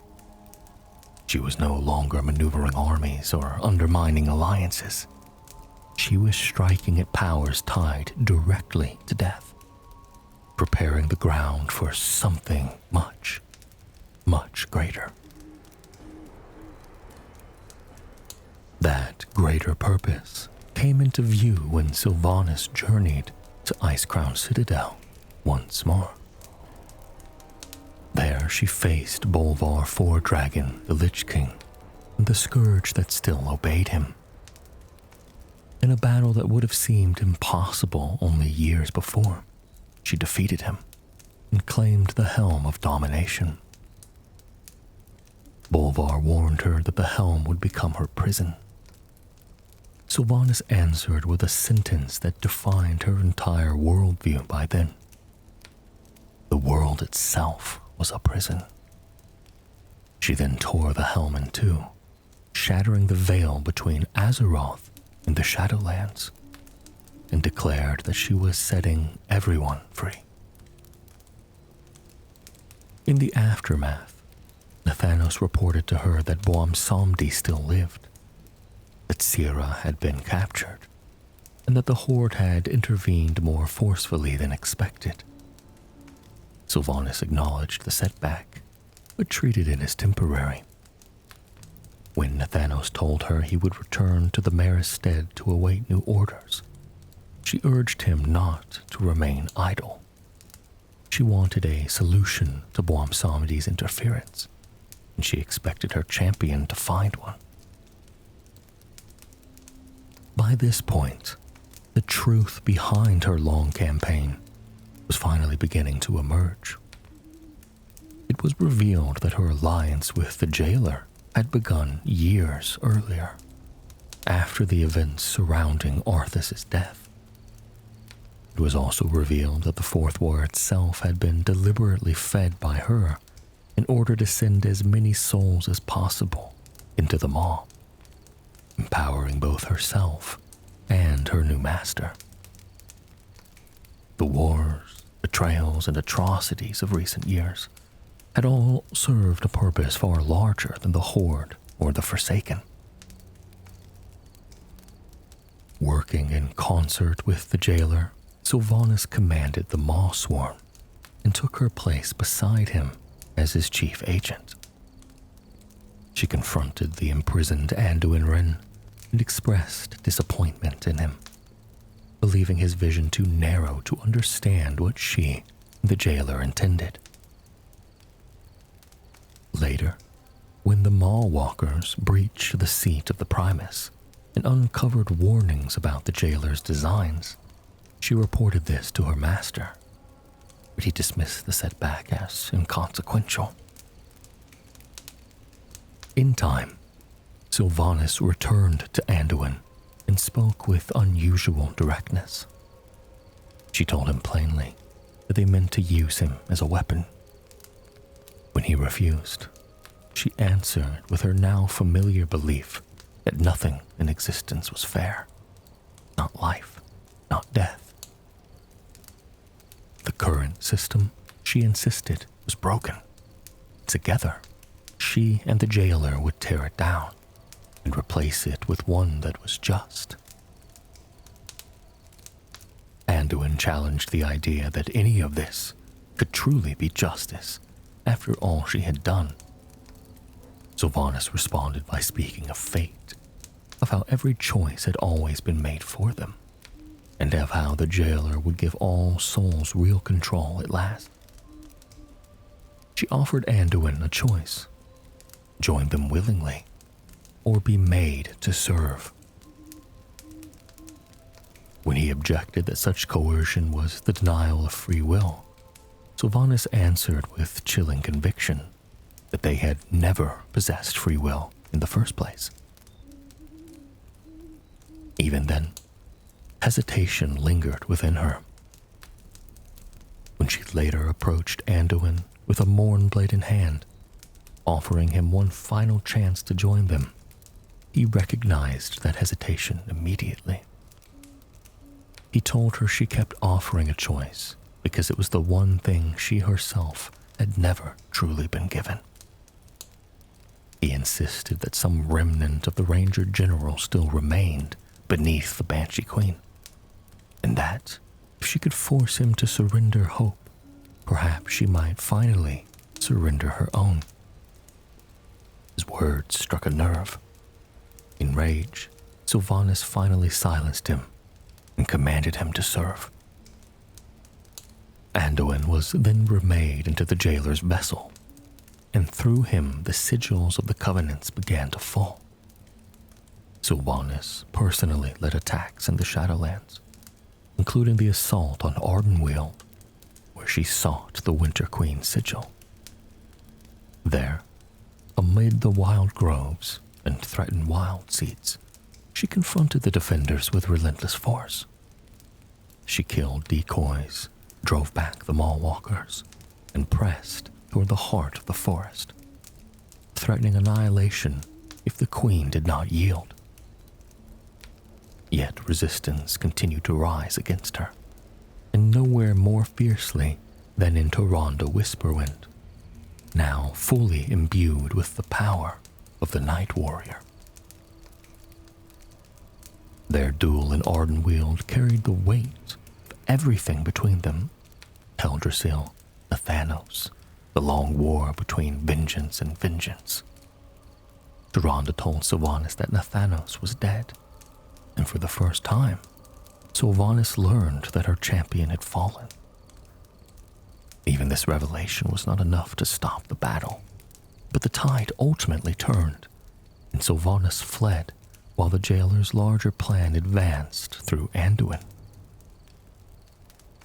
Later, as the jailer's enemies stormed the Sanctum of Domination, Sylvanas herself became the final shield standing between them and her master's ascent. She commanded her Valkyr and fought alongside the jailer's forces, delaying the Mallwalkers, Bolvar, Thrall, and Jaina long enough for the final sigil to be taken. But when the jailer at last revealed his full intent, not to grant freedom, but to remake reality so that all would serve him, Sylvanas heard in his words the same tyranny she had once known from Arthas. In that moment, the core of her rebellion resurfaced. She declared that she would never serve, and fired a black arrow in defiance. The jailer swatted aside her resistance effortlessly. Then, in what he called repayment, he returned to her the fragment of soul that Frostmourne had severed so long ago. The piece of Sylvanas that had remained trapped in that moment of her death was restored to her. The shock overwhelmed her. Her eyes turned from red back to blue, and she collapsed before she could fully warn her enemies of what the jailer sought next.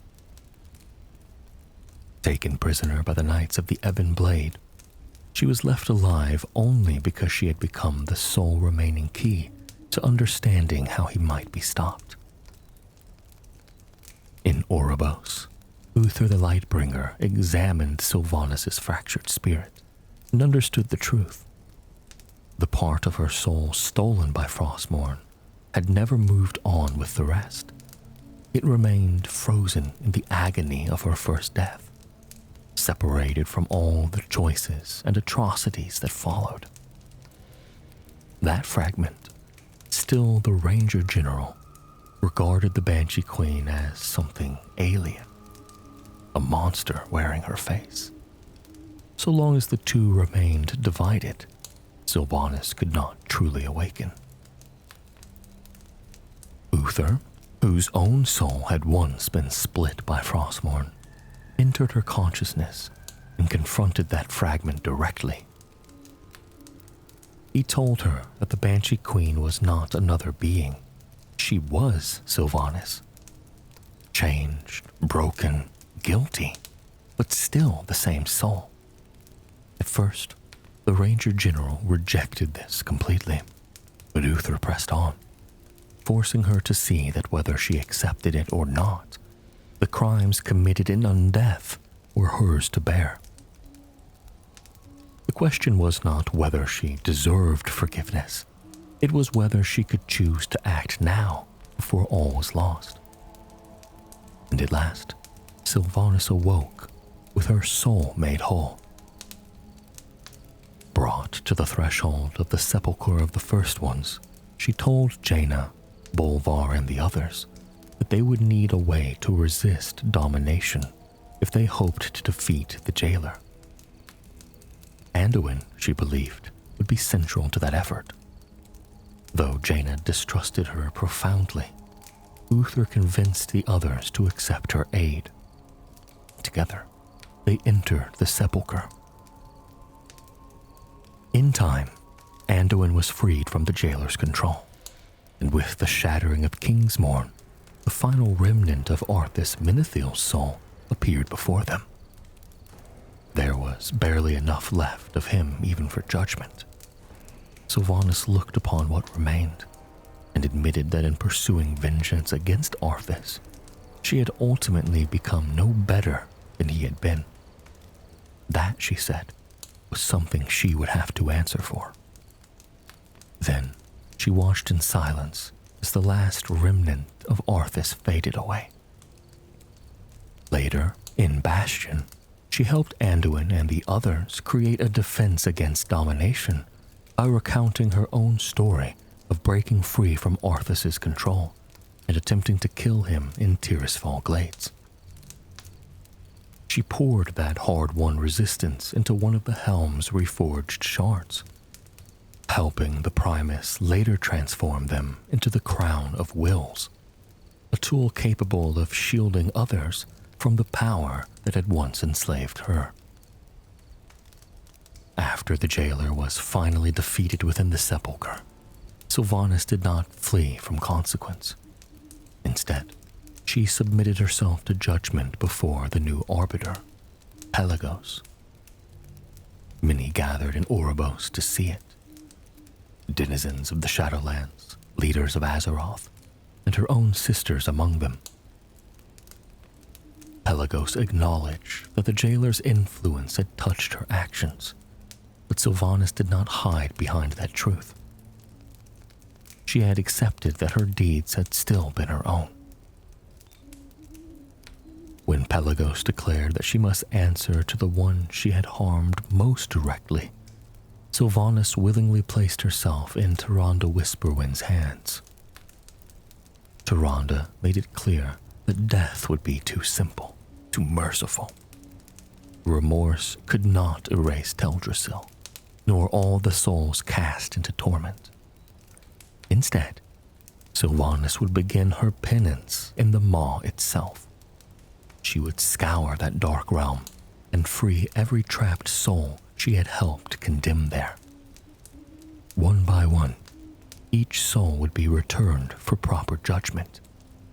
And only when all had been freed, when nothing remained but Sylvanas herself, would her task be complete. Sylvanas accepted the sentence without resistance. She bid farewell to Ilaria and Varisa, to the champions of Azeroth, and to those of the Horde who had once followed or opposed her. She then cast herself into the Maw, not in despair this time, but in obedience to a burden she knew might take an age beyond ages to fulfill. Opinions on her punishment varied. Some believed it fitting, others believed no sentence could truly balance the scales, and still others wondered whether her endless labor might prove more meaningful than execution ever could. Ilaria and Varisa, despite everything, still held on to the hope that one day their sister might complete her penance and return to them. In the Maw, Sylvanas continued her work and reflected on who she was now. No longer Ranger-General, no longer Banshee Queen. She was simply Sylvanas, stripped of title and certainty alike. She knew that the task before her was nearly impossible. Souls had been cast into the Maw since the dawn of the Shadowlands. Yet she carried on, driven in part by the hope that she might one day find Nathanos among them, and perhaps in time, face the family she had lost. That hope, long hated and denied, began at last to return to her. Anduin eventually entered the Maw to aid her, unable to escape his own sense of guilt over what he had done while dominated. When he confessed that he feared what those actions said about his true nature, Sylvanas answered him with a hard-earned truth. There is a difference between what one is made to do and what one chooses to do. She recognized in him the same confusion that had once nearly consumed her. After helping steady him, she let him go, and the two parted with a mutual understanding forged in suffering. Later, after the Forsaken defeated the Scarlet Crusade on Fenris Isle, Sylvanas sent a message through Tyranda's owl, Dorother, to those among her old loyalists. In it, she admitted regret for what she had done and acknowledged that her days as ruler of the Forsaken were over. The desolate council, she said, should now guide their people. Yet she also reminded them that they were more than tools, more than arrows in a quiver, and expressed the hope that one day she might walk among them again. For now, however, many souls remained to be freed, and among them was one she still considered most dear. Thus, the story of Sylvanas Windrunner did not end with conquest, nor even with downfall, but with a long descent into atonement. And whether that road would ever lead to redemption remained uncertain. But for the first time in a very long while, she walked it not in hatred, but in hope. And walk she would for many years, until during the march on Quel'Danaz, where the defenders of Silvermoon were failing to thwart Xal'atath's corruption of the Sunwell, did Sylvanas walk from the maw into the realm of the living once more. Throwing Xal'atath's plans off with her unexpected arrival, Sylvanas reminded her that death comes from them all, even the wicked creatures from the void. Xal'atath fled, and Varisa embraced the sister she thought she may have never seen again, suggesting that if the maw could not hold her, then maybe there was a way for her to come back to her family. But Sylvanas claims that her penance and her true work has only just begun, that the Shadowlands are not at all what they seem, and that she cannot rest until she uncovers the truth. She turns to return to the maw, but not before expressing to Varisa and Erator that she hopes to see them again before the end begins. And with that, she returns to the maw.